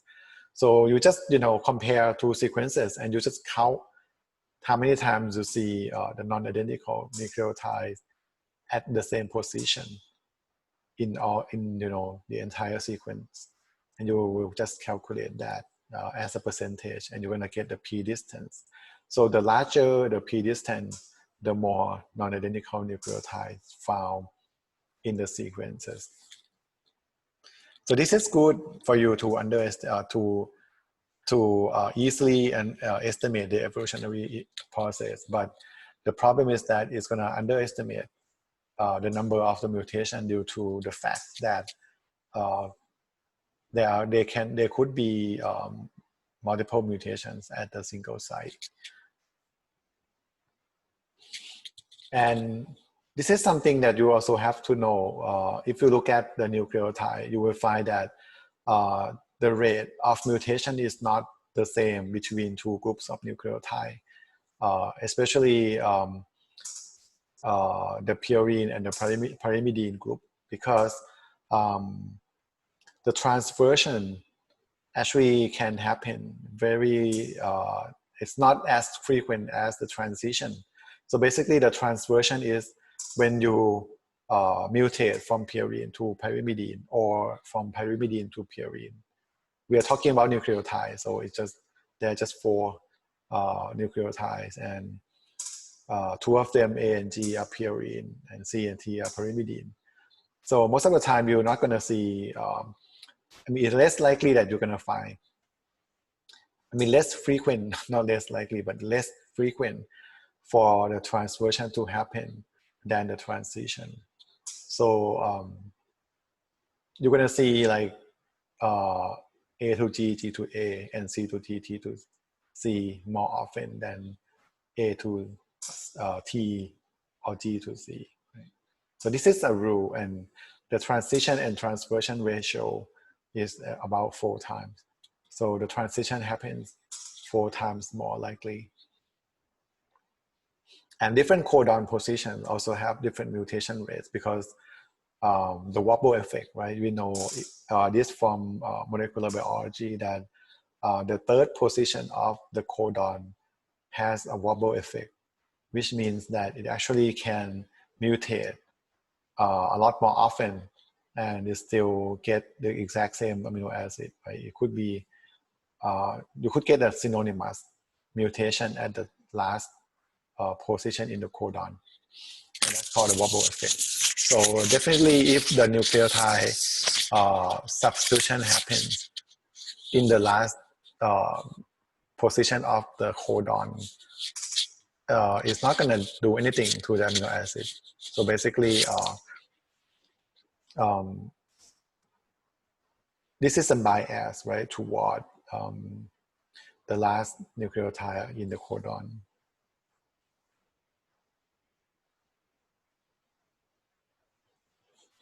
And because of that, people are actually come up with some model to actually use to kind of take into account all those different in the mutation rate. The first one is called Juke-Cantor one-parameter model. And this one actually assumes that all nucleotides occur at the same frequency. So basically all the 4 nucleotides have the same chance to mutate, right, to be substituted. And we know that this is not actually the case, but anyway, I mean, this is a simple model, and you can use this when you would like to build a phylogenetic tree from the nucleotide. If you believe that, you know, all the nucleotide can mutate at the same frequency.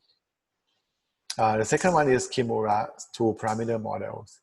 And this one assumes that the transition mutations provide a better estimate of the divergence. So this one doesn't care about transversion at all, because the founder, the inventor of this model actually believed that we can just look at the divergence by looking at the number of the transition mutations. So we don't care about the transversion because we know that the transition actually happened 4 times more than 4 times more frequent than the transversion. So we don't care about the transversion at all. So this one is going to give more weight to the transition mutations when they look at the phylogenetic tree or the multiple sequence alignment. And the third one actually assumes that the transition and transversion occur at different rates, and also nucleotide occur at different frequencies. So this one, you know, doesn't think like the first 2, right? This one takes into account both the frequency of the nucleotides, of all nucleotides, and also the frequency of the transition and transversion. And the last one is called the general time reversible, or the GTR model. This one assumes different rates of substitution for each pair of nucleotides, and nucleotides occur at different frequency. So this one looking at the mutation rate of each pair of nucleotides, and also believe that the mutation of the nucleotide mutation do occur at the different frequencies. So this is just all the example of the commonly used model that you can select when you want to build the phylogenetic tree, because the tree is going to be constructed based on the model that you use.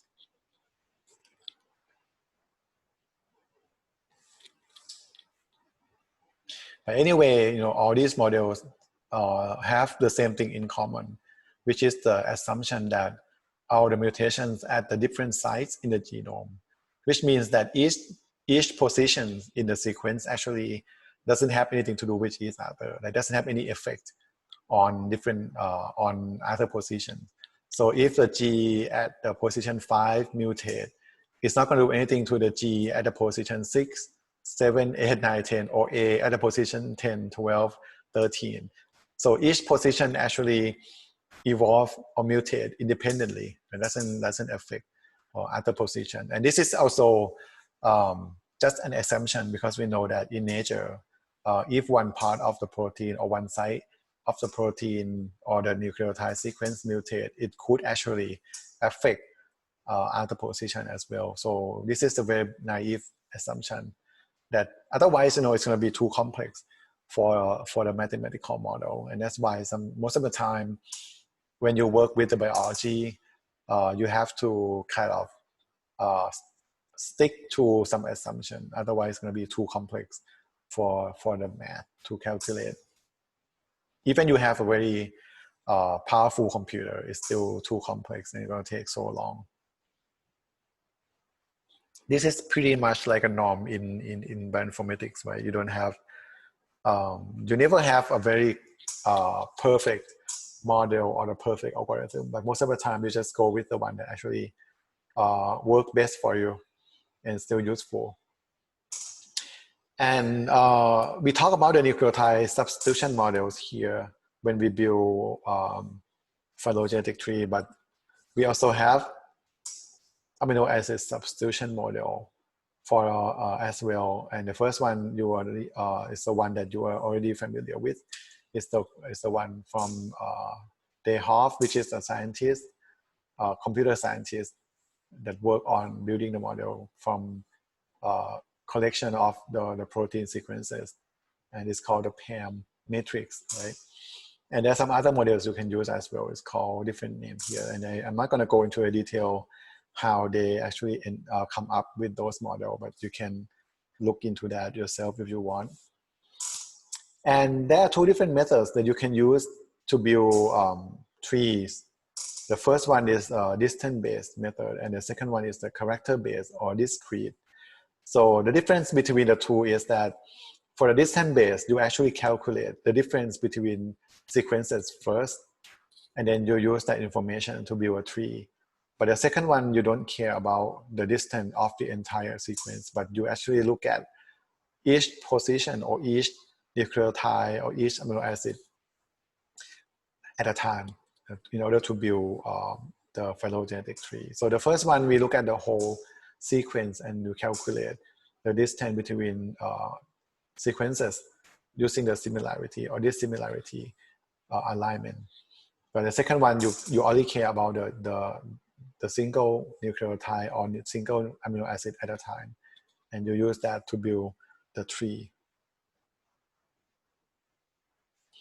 So the first one here is the distance-based methods, and as I said before, you actually calculate the dissimilarity or difference between sequences, between a pair of sequences, and build something called distance matrix. So the distance matrix just tell you how different the sequences are. Like for example, if you compare sequence 1 and sequence 2, you're gonna you may get the distance score of 0.2. And if you compare the 1 and the 3, you're gonna get the distance score of 0.3.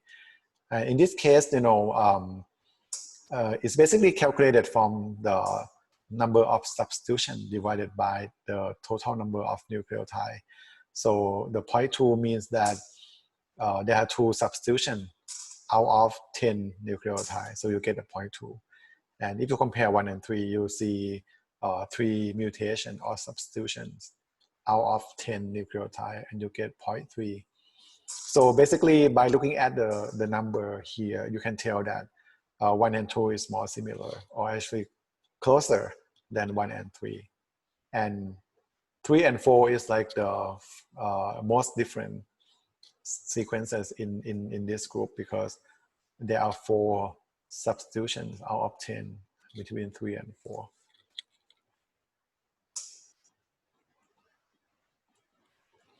And then you use that information to build a tree, and there are so many different ways that you can use. One of them we already seen that in cluster omega is a neighbor joining method, and the second one is unweighted pair group with arithmetic mean, or UPGMA. This is a very deep or complicated topic, so don't worry much if you don't really like understand everything. Is okay. You don't have to know in detail about how these algorithms work. I just want to show you so that you have some basic idea of how the algorithm works. But if you don't understand, don't worry too much. You just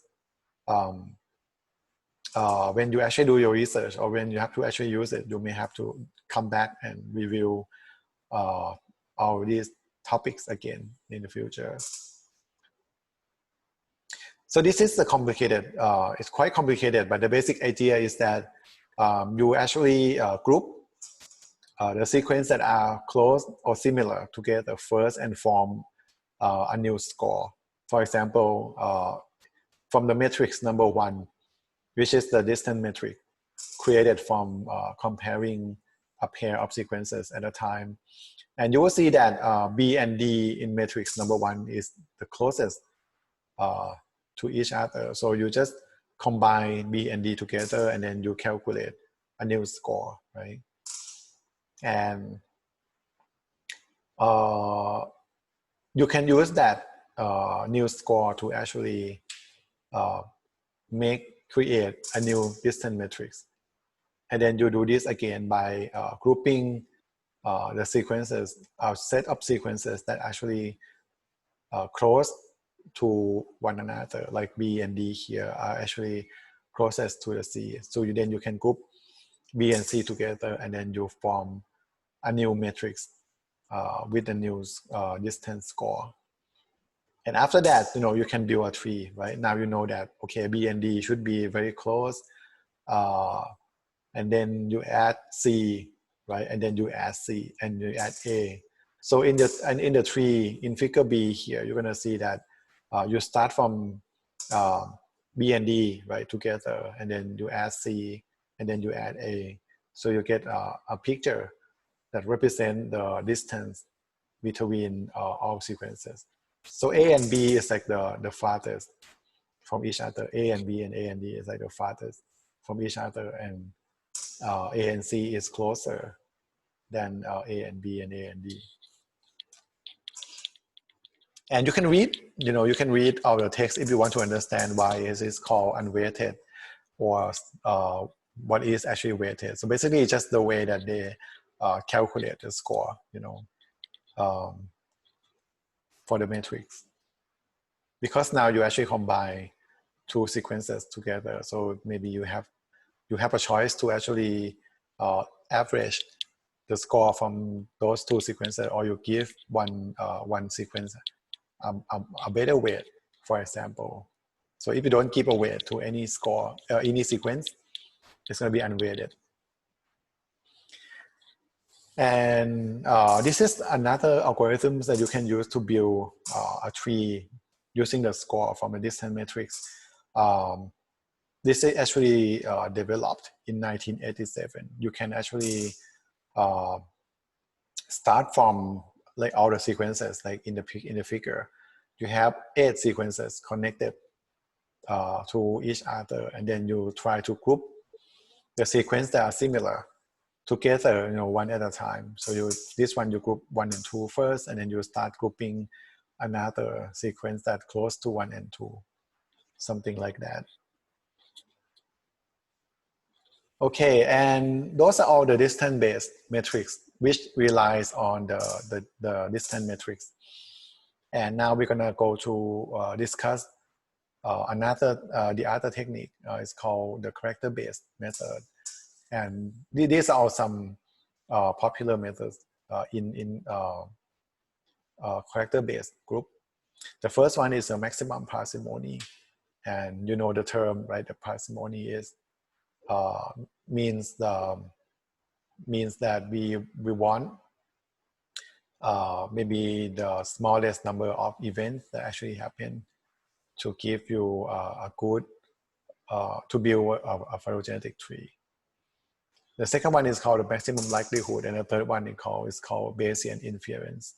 And we are not going to discuss any of these methods at all because you have to know a lot more about math and statistics in order to understand the algorithm. So if you're interested, again, you can go and search. Oh, actually, I have one. I think I don't have. Yeah, I don't have the last two, but I have some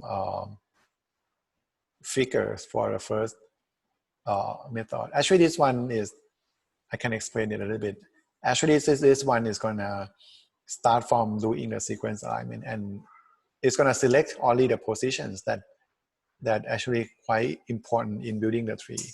So in this case, in figure A, you're not gonna care about position 1, 2, 3, 4 here, 5 here at all, because it doesn't give you any point for you to group these 4 sequences. But the sequence, but the position 7 and 9, if you look at the position 7 and 9, you see that you can actually separate sequence 1, 2, and 3, 4 based on the sequence from the 7 and 9, right? Because in position 7, you get G in 1 and 2, but C and C in 3 and 4. So if you want to split these 4 sequences into 2 groups, you can use the 7 to split. The same thing for the 9. You have GG in 1, 2, and AA in 3, 4.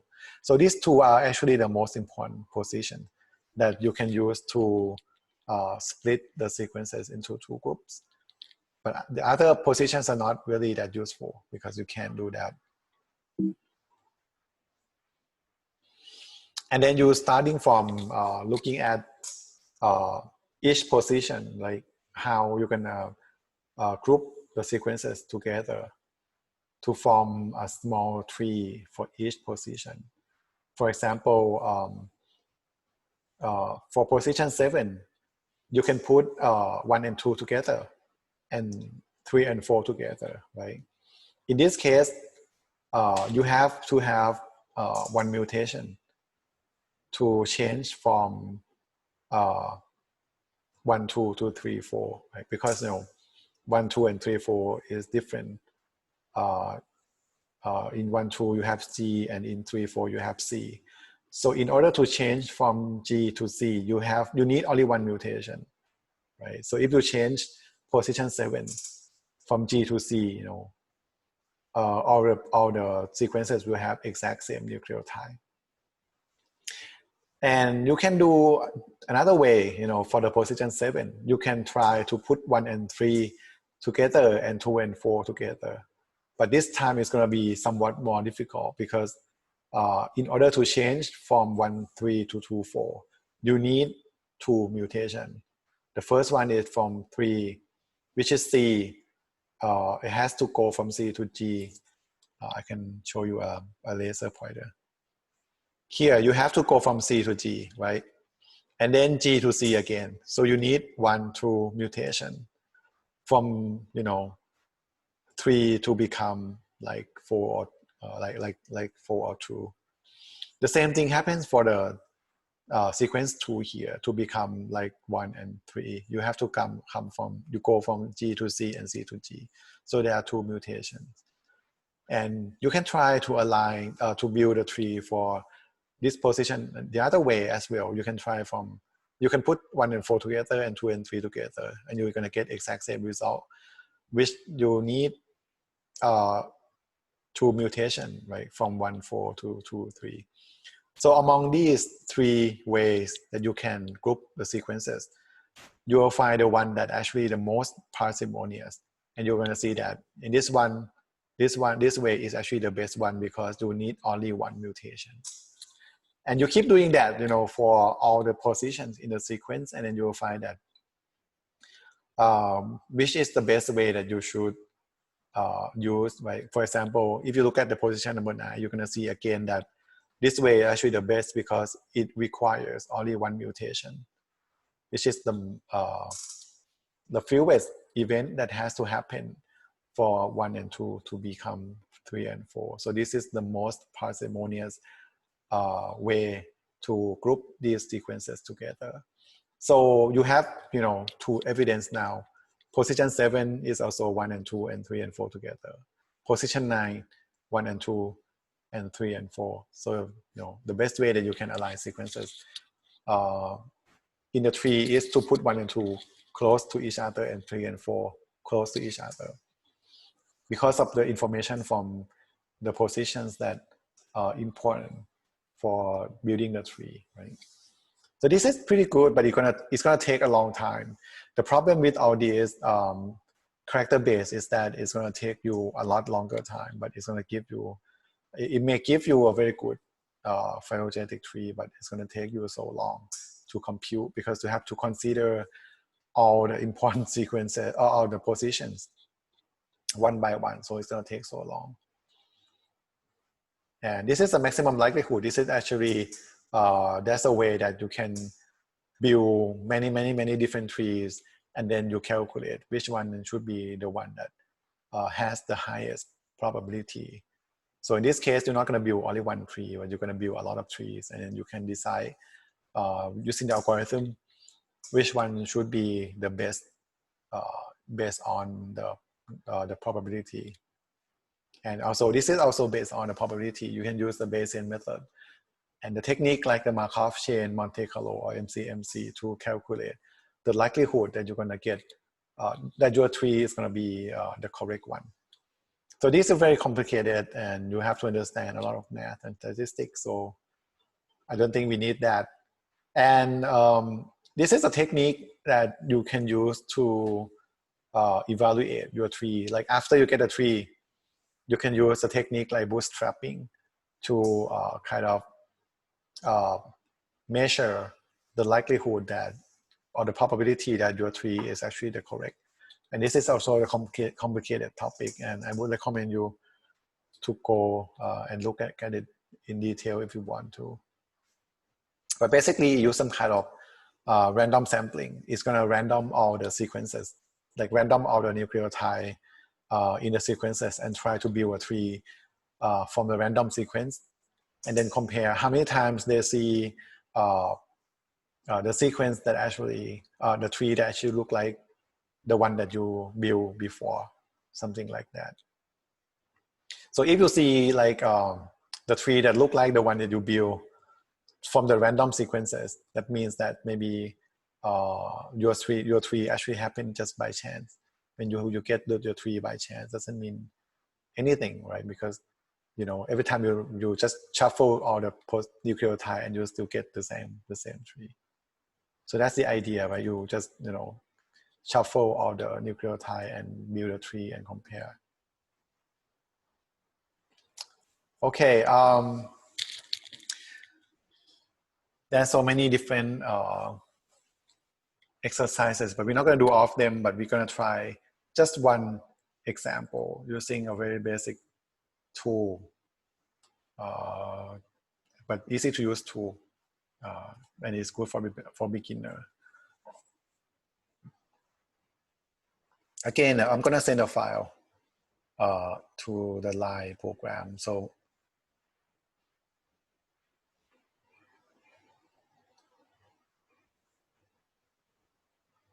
let me see.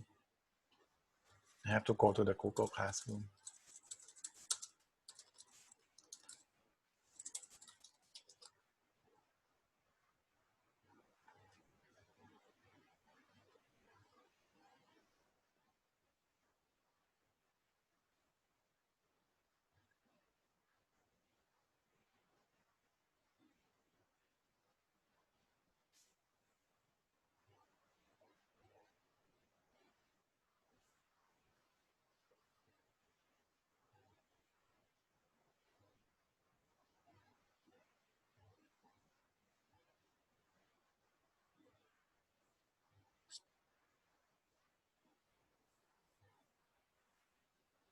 Hmm.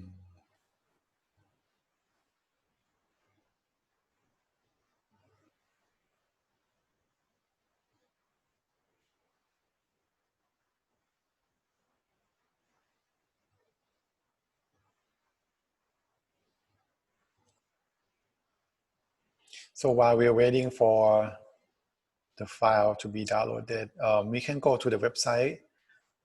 This is kind of cute website. It's called the PHYLOGENIC, and it actually play with the word genie, which is a giant from the Aladdin story. I can show you. You can search for PHYLOGENIC. Okay.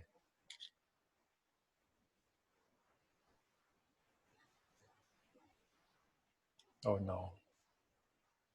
I think I just, maybe the name is not correct. Let me check. Okay, yeah, the name is here, phylogeny.fr. Phylogeny.fr. Okay. Okay, so you go to this website, the phylogeny.fr. It's from France, actually.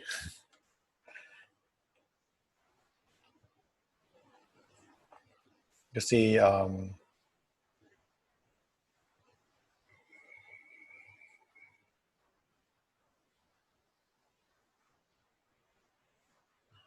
so this is a very good website that you can use. Actually, it has a pipeline or the workflow that you can use to build the phylogenetic tree, and you can also adjust all the parameters or pipeline or in each step of the pipeline, so you can get what you want, or you can go with the default setting to get a very basic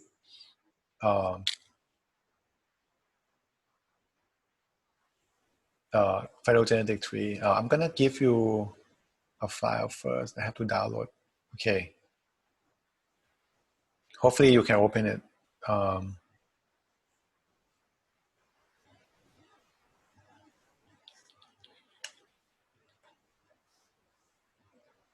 using the notepad, right? Hopefully. The computer just actually adds the .txt to my file, which shouldn't be, for some program, is that going to be a problem. So I don't know if the notepad can open this file or not.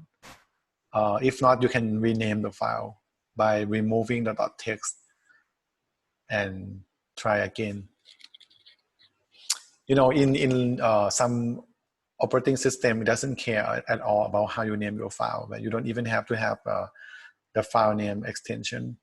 But for some programs like Windows, actually care a lot about how you name your file. So I'm not sure if this is going to be you're going to be able to open this file or not.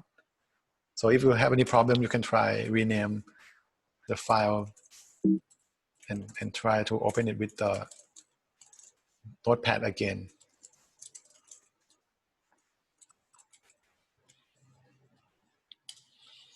And for the phylogeny, you know, you can there are two modes that you can choose. You can go with the one click, which is basically you go with all the setting, default setting, and it's going to give you not so bad phylogenetic tree. Or you can go with the advanced mode, and you can kind of go through each step, you know, by step, and then kind of customize each step as you want. Or you can build your own pipeline. If you don't like the workflow that's already set for you, you can build your own workflow as well. And we're gonna try with the one-click mode first.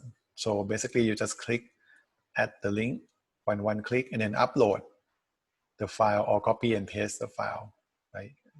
You can upload the whole file, it's okay too. And then you can just copy and paste the sequence. And this is the nucleotide sequence that we're gonna look at, the gene that encode the hemoglobin. And this is a bad example, because if you were to do this for real, you should use the protein sequence, not the nucleotide sequence. But I just happen to have the nucleotide sequences, so I just go with the nucleotide sequences. And then you click submit, and you should see the result in no time, right?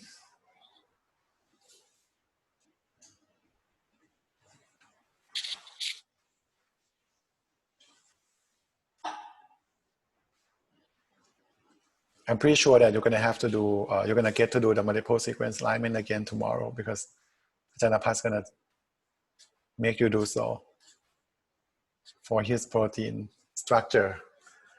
And now we are done so quick, right? And you see the result, which tells you that it's not that bad, because you see that the HBA, which is the alpha globin gene, are actually, and alpha 1 and 2 actually grouped together. They're very close. I'm not sure if actually 1 and 2 are parallel or not, but they are close together, and that's a good sign. And you can see that, beta actually and alpha is kind of far apart because they are parallel, right? So they actually diverged from the gene duplication long ago. That's why the similarity is quite not that high anymore. So you see the beta and alpha is kind of far apart. And you see that G1 and G2 is actually the gamma, actually also close together. And hemoglobin E and B actually very close. So, but theta and alpha are actually close together, right? So now you have kind of two groups of the globin genes. The first lineage is is a A lineage, and the second lineage is a B lineage.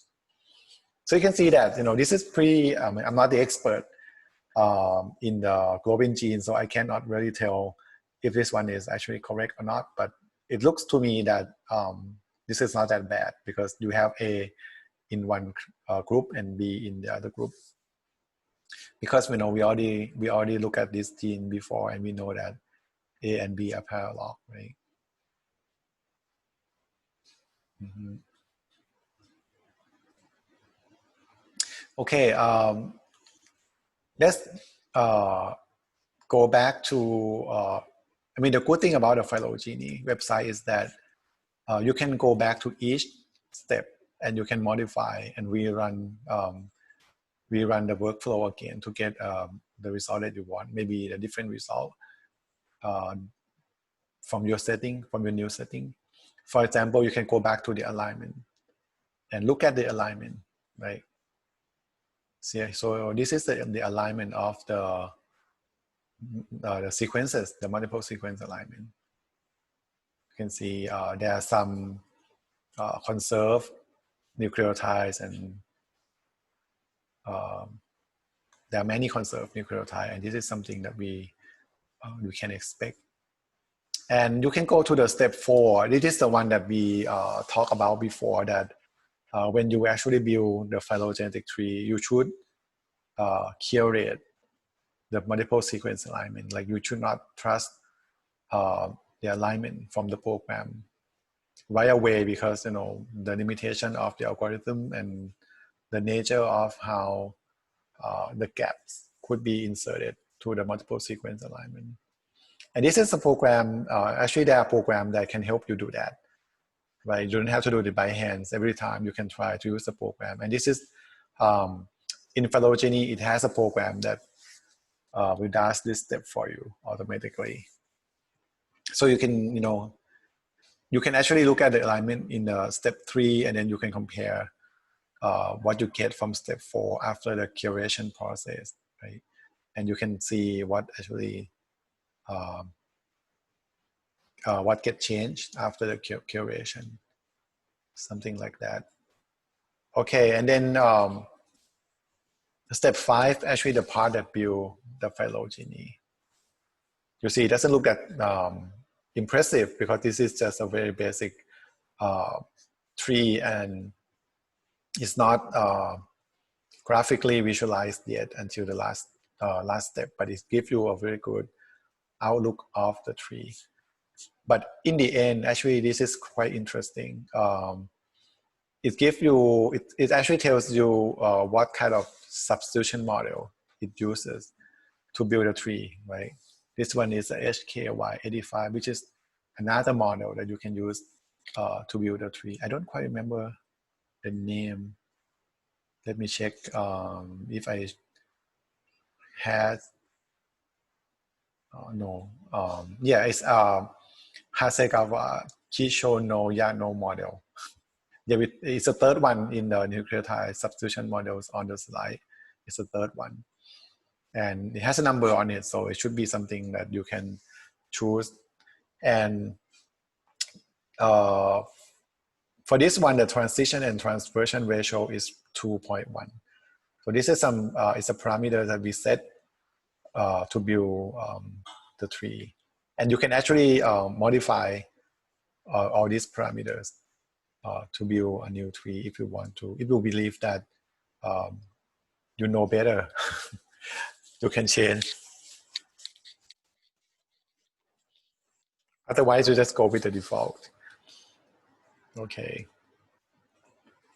And step 6 will be tree rendering. So this one just read the information from the phylogenetic file format and then build a tree for you. And you can change, the setting at the bottom to get a new tree, or you can download your tree as a PDF, the PNG or SVG, and it's going to be good for publication. For example, you can change like the color of the leaf or branch depending on what you want. And I mean, you would spend some time here to just make sure your tree look good, and then you can download and submit it for publication, for example. So let's go back a little bit to the step 2, and this is just showing you your data, and then the overview is going to be the first step. Just give you like what type of software or what type of process are done in each step, right? So the first one, you get your input, and then your input will be aligned using the muscle program. So this one use muscle version 3.8.31 to perform multiple sequence alignment. And the program use the G-block, which is another program to do the curation of the alignment. And then they also use the PHYML, which is another program, right, to perform the phylogenetic tree construction. And then they use another program, it's called 3Die, to render the tree for you. So this is pretty normal for bioinformatics work. When you would like, when you want to do something in bioinformatics, you will have a lot of, I mean, in each step, you're going to have many tools that you can choose, and you can basically create your own workflow and pipeline. And in each software, you still have many parameters that you can change. So basically, it's not uncommon that you're going to get different results, even though you use the same tools, the same workflow, because it depends on how you change the setting, you change the parameters, or maybe if you change a software in some steps, you're going to get different results. And this is pretty normal in bioinformatics field. You have all the choices that you can choose, and you can build your own workflow as long as you think that it's good. And there are many tools, many platforms, like the Galaxy platform, for example, which is the cloud platform that you can go and you can build the workflow pretty easily. And you can also use the preview workflow or the common workflow that other people use for the analysis, the existing workflow. So you don't have to build the workflow yourself, and that's going to be very easy too. So nowadays you have a lot of choices but I mean, it's all up to your knowledge and up to your expertise in the field, right? To get a good result. But I think most of the time, I don't feel like the difference is gonna be it's gonna be a lot, right? It's gonna be just a very slightly different, right? It's not a lot. Even though you use different tools, you can try, using different tools and see if you get dramatically different result or not. Okay, I'm gonna show you an advanced mode. This one is gonna be a lot more advanced, which means that you can choose what to run, what not to run, and you can choose the parameter for each program, like by yourself. Okay, you can also choose to run each software step by step, for example, and you can monitor what you get. Okay, I'm gonna try inserting the exact same result, and this time I can, play with the parameters of the muscle program. You can use full mode, which could be slow, I guess, or you can use the progressive and fastest mode, for example. I can do like progressive mode, and I can, adjust the iteration here, which I don't know what it is, but you can try, and then you can submit.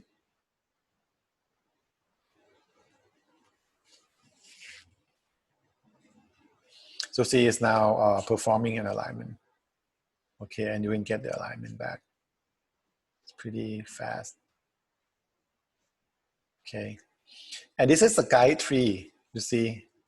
The guide tree that you get from performing the multiple sequence alignment. They actually use this one to perform multiple sequence alignment. And you can see the warning here that say tree given as an indication, not a significant phylogenetic tree, right? Because your final phylogenetic tree could look different than this one. And it actually does look different because this one, for this one, the theta globin actually, it's pretty much the same, but because A and C are together. It looked different because A and C used to be on the top, but now it's at the bottom, but everything else is pretty much the same. So the guide tree could be similar or could be different from the final tree. So you don't take this one as a final result. And then you can go on to the curation step. See, you can go like one step at a time and look at the result carefully. And now you can select some choices to control the behavior of the G-block program. Like you can allow gap position within the final block. You can allow smaller final block, for example. Or you may not allow many contiguous non-conserved position, for example. I mean, you have to go into it, look into each software in detail if you want to know what it means, because each software will have many choices. That's why, my suggestion is, if you're new to the field and you don't know much about what you're doing, just go with the default mode. For all the programs in bioinformatics, you go with the default mode, and then you save the output result from the program, and then you can modify the parameters and rerun the program again, and you can compare the one with the baseline. Right? You use the first one as a baseline and see if you get better result or not. Okay, this is what we get from curating the alignment, and you can go to the next step to build a tree. And this time you're gonna get to choose the substitution model, right? We talked a lot about this one. So let's see how many models actually support by PHYML. Because we're using DNA, right? So you can choose HKY85 or the GTR, which is the real-time, what's the name? GTR is the general time reversible model. Okay, we can choose either HKY85 or the GTR, right? I cannot choose the protein because I'm not using the protein sequence. And then I can also select change some advanced setting if I want to, like the gamma or something. So actually all this stuff is going to be stated in the publication. If you read the publication, if they change, if they use different parameters, they're going to state the gamma distribution parameters or models in the publication. So you can, most of the time, people just read the publication and go with the exact same setting if they're actually studying the same thing. Because, I don't know, that could be from many trials and errors. I mean, lots of people have tried and they know that these parameters actually work so well with this type of organism, for example, or this type of gene. So you can, collect information from published articles and you can try running with the exact same setting to see what you get. Unless you know something better, you can go with your own setting, but you have to be able to explain why you choose those parameters. And if you like change some setting that not normally changed by other people, you have to be ready to answer to the reviewer about what you changed, like why you decide to do that, because not many people have done so. So this is the problem, because people who are new to bioinformatics will try not to change anything because they don't want to answer the question, because they don't know what to say, right? If they were asked, why would they change the parameters, that they don't know what's going to happen. Okay, and then now you can just visualize the tree. It should give me pretty much the same tree that I got before. And the good thing about this is that you can download the tree as a plain text, and you can open that file in some other program that can help you visualize the tree better and in a more beautiful way. Right. So this is something that you see here. Here's all the format that you can download. You can download as a 3-die format and use the program 3-die to open, or you can use the Newick format, which is, let me see if I can show you how it looks like. So here's a Newick format. See, it looks like this. So this is good for computer. No, it's not for us to understand, but you can save the file as a text file and open it on using some other program to visualize the tree. You may get a much better looking tree than this one. This is not really that good looking. Okay, so any question about the phylogenetic tree? And I believe that the software is not that difficult to understand. So, and there are some exercises that you can try if you want to, but I'm not gonna, let me see what this one is. I'm not gonna tell you to do it because it's gonna be too much. But you may have to do it for the exam though. So for the final exam, you may have to use this tool to build a tree. But it's not that difficult. Okay, this is hemoglobin, and we already done this one, so we're not gonna do it anymore. Okay, so the last one, this is a good, let me show you.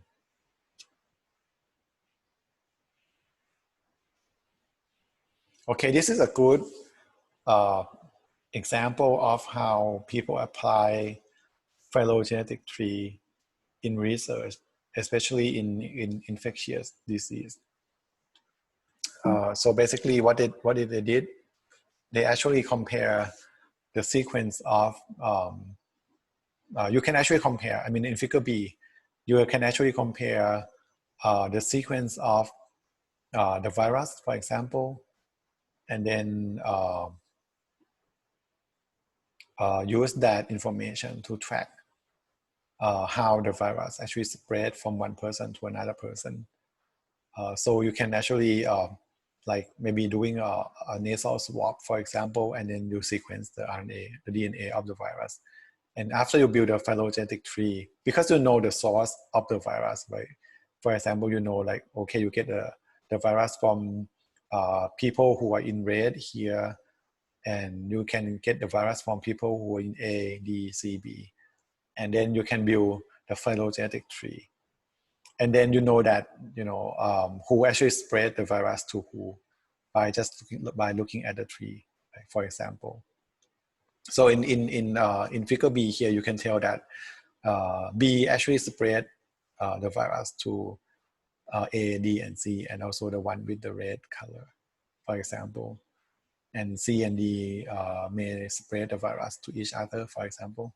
So this is something that you can do, use the phylogenetic tree for. And if you have the location of the source of the specimen, you can also study the movement or the migration or the spreading pattern of the virus across the geolocation. I mean, there are so many things that you can do using phylogenetic tree in terms of epidemiology. So this is a big I think it's a big use of the phylogenetic tree in research. And it's pretty close to what we're going to do in the future. And if you're a medical technologist with a master degree or PhD degree, it's likely that in the future you'll get to do this kind of analysis in the lab, right? In the lab, because we can do next-gen sequencing or the RNA, DNA sequencing pretty easily nowadays. So I think this is going to be a lot more common in the future, and hopefully you can do it, you know, when you have to. And actually, another thing that I would like to discuss, especially for the entire course, is that bioinformatics will be a lot more important soon because of the precision medicine, right? Because when people want to do precision medicine, one of the things that they have to do is to get the genome sequence or the gene sequence. And then you just compare the gene sequence to other people, or you can correlate the sequence with the clinical finding. So I think it's going to be a lot more useful and more practical, you know, in the hospital to just get the sequence of the patient and then correlate the sequence or match the sequence to the clinical finding or the treatment that is good for the patient. So this is something that I would like to emphasize for the use of bioinformatics in the modern days. I think it's going to be quite useful besides the research, because some of you may not do the research after you graduate, right? You may go and work in some hospital. So this is going to be something that you can, at least you can talk in the interview. Like if they ask you if you know something about bioinformatics, you know, you can say something in the interview. So you're going to get a better chance to get a job. Okay, so don't forget the assignment, and you can send me maybe tomorrow morning again, and I'm gonna give you some feedback, okay, about the homework that you submitted this morning.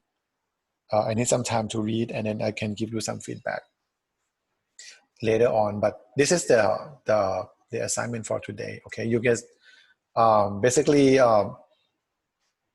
just think about if you want to do the phylogenetic tree for the toll-like receptor genes. This one is from the sea urchin. The sea urchin actually has about 200 toll-like receptor genes compared to human.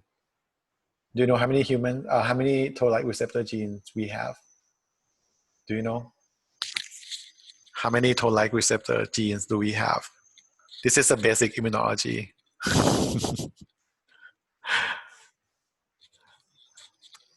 It's a 9 toll-like, right? Yeah, actually it's 10, but one of them is not functional. So basically there are 9 functional toll-like receptor. That's very good. That's very basic innate immune system. Yeah, basic knowledge in innate immune system. Yeah, compared to human, the sea urchin lives in the ocean, and there are more than 200 toll-like receptor. And I think one of the reasons is that the sea urchin doesn't have the adaptive immune system. It only has the innate immune system, and it can survive in the open environment in the ocean using just the innate immune system alone, right? It doesn't need adaptive immune system at all. So this is something that quite fascinating for me when I was learning about this topic. So you perform, you search for the homologous sequences, and you do multiple sequence alignment, and also try to build a phylogenetic tree. So you can choose the number of the sequences that you're going to use, but I don't recommend you to choose just 3 or 4. That's going to be too small. So maybe more than 5 sequences at least. And you should choose the sequences from a diverse species, not just the one that's close to sea urchin, so that you can see a good phylogenetic tree. Okay. Hopefully you learn something from that, and you discuss your result, like what you find in the paper, so I can read it. Okay. Ajahn, may I ask about the exercise? So that means we can choose any animals to compare with the sea ocean, right? Yes, but you have to consider whether those sequences are, I mean, you should consider about the alignment of the sequences, because that's going to be very important. So just use your own judgment on how to choose the sequences that you find on BLAST.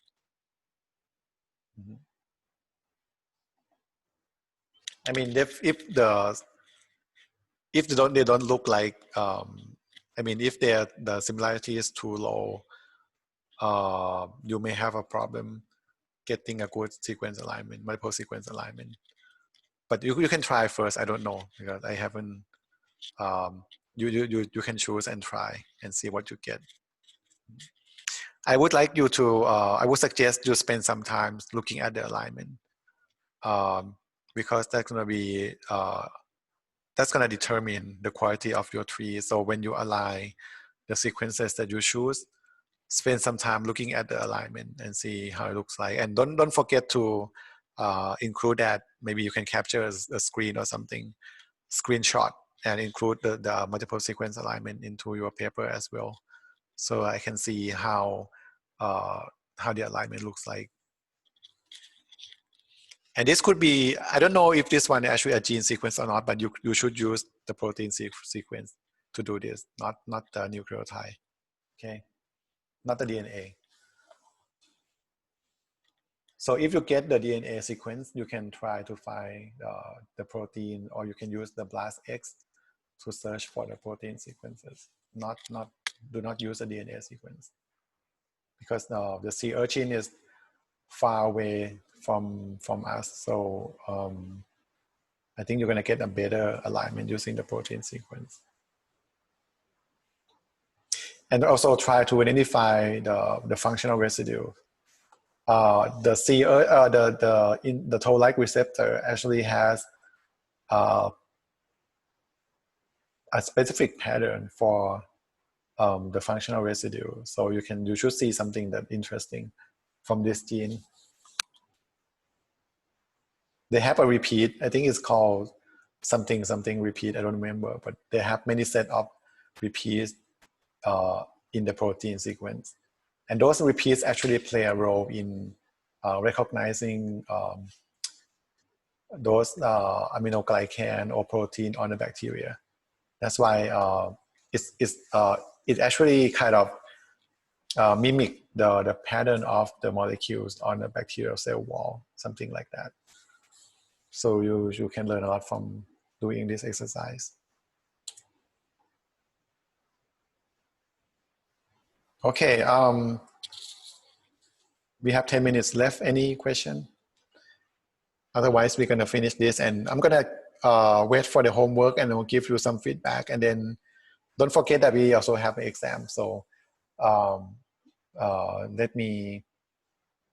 maybe we can make an arrangement for the exam later, so that you don't have to wait until the end of the class, to the course, to take the exam, right? Otherwise, you're gonna forget everything. And I'm gonna try to upload all the videos to the Google Classroom. We have 2 videos for the phylogenetic tree, and I'm gonna upload later. Okay. Okay. I don't hear from most of you, but hopefully you guys are doing okay. And good luck for the exam and the homework. And we can see. I'm gonna see you later. อาจารย์คะ Can อาจารย์ summarize homework again? Okay, let me show you one more time. So suppose that we would like to study the toll-like receptor genes of the sea urchin, and we would like to know the similarity of the toll-like receptor genes of the sea urchin and other animals. So the first thing you should do is basically to get to perform the sequence alignment, right? So if you start from a single gene, which is the toll-like receptor 1 of the sea urchin, the first thing you have to do is to collect all the homologous sequences from other organisms. So if you choose all related organisms like the starfish or the sea cucumber, for example, those are very close to sea urchin. You can do that as well, but you're gonna see a very close group of the animals on your phylogenetic tree. So I would suggest that you collect the homologous sequences from diverse species, not only just the marine animals, also like mammals, vertebrate, for example. And you can do that by just using BLAST search. Like you can use BLAST to search for the homologous sequences, and then you look at the taxonomy from BLAST website, and then you select a diverse set of species from the taxonomy. And then you can perform the sequence alignment, and then you can look at the phylogenetic tree. One more thing, you have to make sure that when you select the sequences, I mean, you can get a lot of matches. Some of them may not be the toll-like receptor 1 gene. So if you can, you should select the toll-like receptor 1 gene from each animal. But maybe some of the animals may not have, may have some genes that are more similar to the receptor 1 gene, but that's okay too. But if you can, pick the toll-like receptor 1 gene as much as possible, because otherwise you're going to compare different genes to different genes, and that's going to be a little bit more complicated to interpret. So try to see if you can get maybe more than 5 or 6 toll-like receptor 1 gene from the diverse set of animals, and then you can compare all the receptor 1 gene among different animals. If you can. If you cannot, you just pick any one. Because the toll-like receptor gene is a big I think it's a big family. So you can see many similar sequences in, receptor 1, 2, gene 3, and 4, 5, 6 could look similar to this toll-like receptor 1 gene, because they are from the same family. So make sure that you think about, if you don't get a good result that you want, you should try to change the metrics. Like you can use PAM 2 and 250, or maybe BLOSSOM 45 to increase your chance to get a good sequences alignment, good alignments from BLAST. So just try to use all the knowledge that you have learned since the day one, right? To do this, and it's going to be good for you to see something from the exercise. And if you do that, if you change some like BLAST parameters, or you change some parameters in the program that you use to build a tree, you should note that in your paper as well, because you have to do that as well when you publish your research work. So do that, make it a habit to note everything that you do or you change in your paper. Is that clear? โอเคค่ะ So for the exam, we may have maybe 1 or 2 exercise for the exam as well, and it's going to be pretty much like this one. I'm going to give you a situation, and then you decide what to do by yourself. I'm not going to tell you like, okay, you should use blast, you should use phylogenetic tree. I'm going to give you just a situation, and you can decide whatever you want to do and give me the answer. Okay. So this is a very specific exercise, and I tell you everything, all the steps. But for the exam, you're going to have to decide what you want to do yourself. Okay, it shouldn't take that long. Maybe no more than 1 hour or half an hour. Okay. And any other question? For the exam only อาจารย์ topic ใช่ไหมคะ not including อาจารย์ประสงค์ topic. Oh, each topic will be, I think the Ajahn from each topic will arrange the exam. I don't know when Ajahn Prasong is going to arrange the exam for his own topic, but maybe the end of the course, maybe sometimes, I don't know, but you shouldn't be, but I think because, this semester, we only have maybe about, maybe a little more than 2 weeks to study. So I don't think you're going to forget everything. But I just don't want it to be, the workload to be too much, because if we have a single final exam, that's going to be too much for you guys, and the exam time is going to be so long. So I think it's better for us to split the exam into maybe 2 or 3 times at least, so that you don't forget what you learn, and it doesn't take that long for each exam.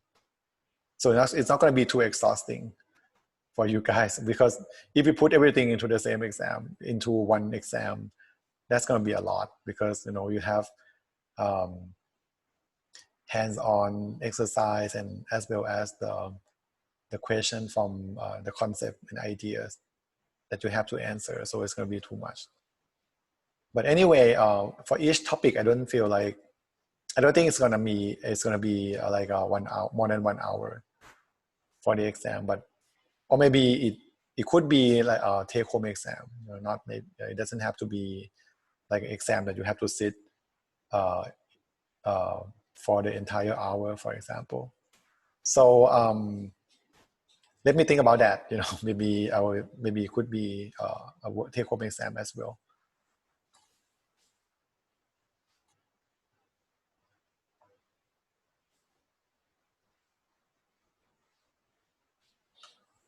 But if you can do the exercise, you shouldn't be worried much about the exam. But you may have to review some theory a little bit, like some concept. Mostly it's about concept, not theory. So I'm not going to ask you so much about the algorithm. I don't think that's important for biologists. If it's good if you know, but most of the time I'm going to ask you about main concept, or something that you should be aware of, or something that you need for the interpretation of the result from bioinformatics. That's going to be a lot more important than the algorithm.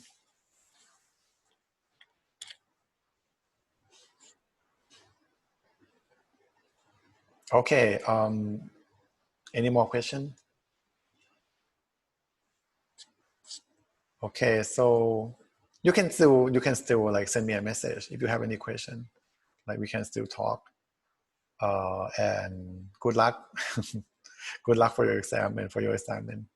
Okay, I'll see you later. Okay, goodbye.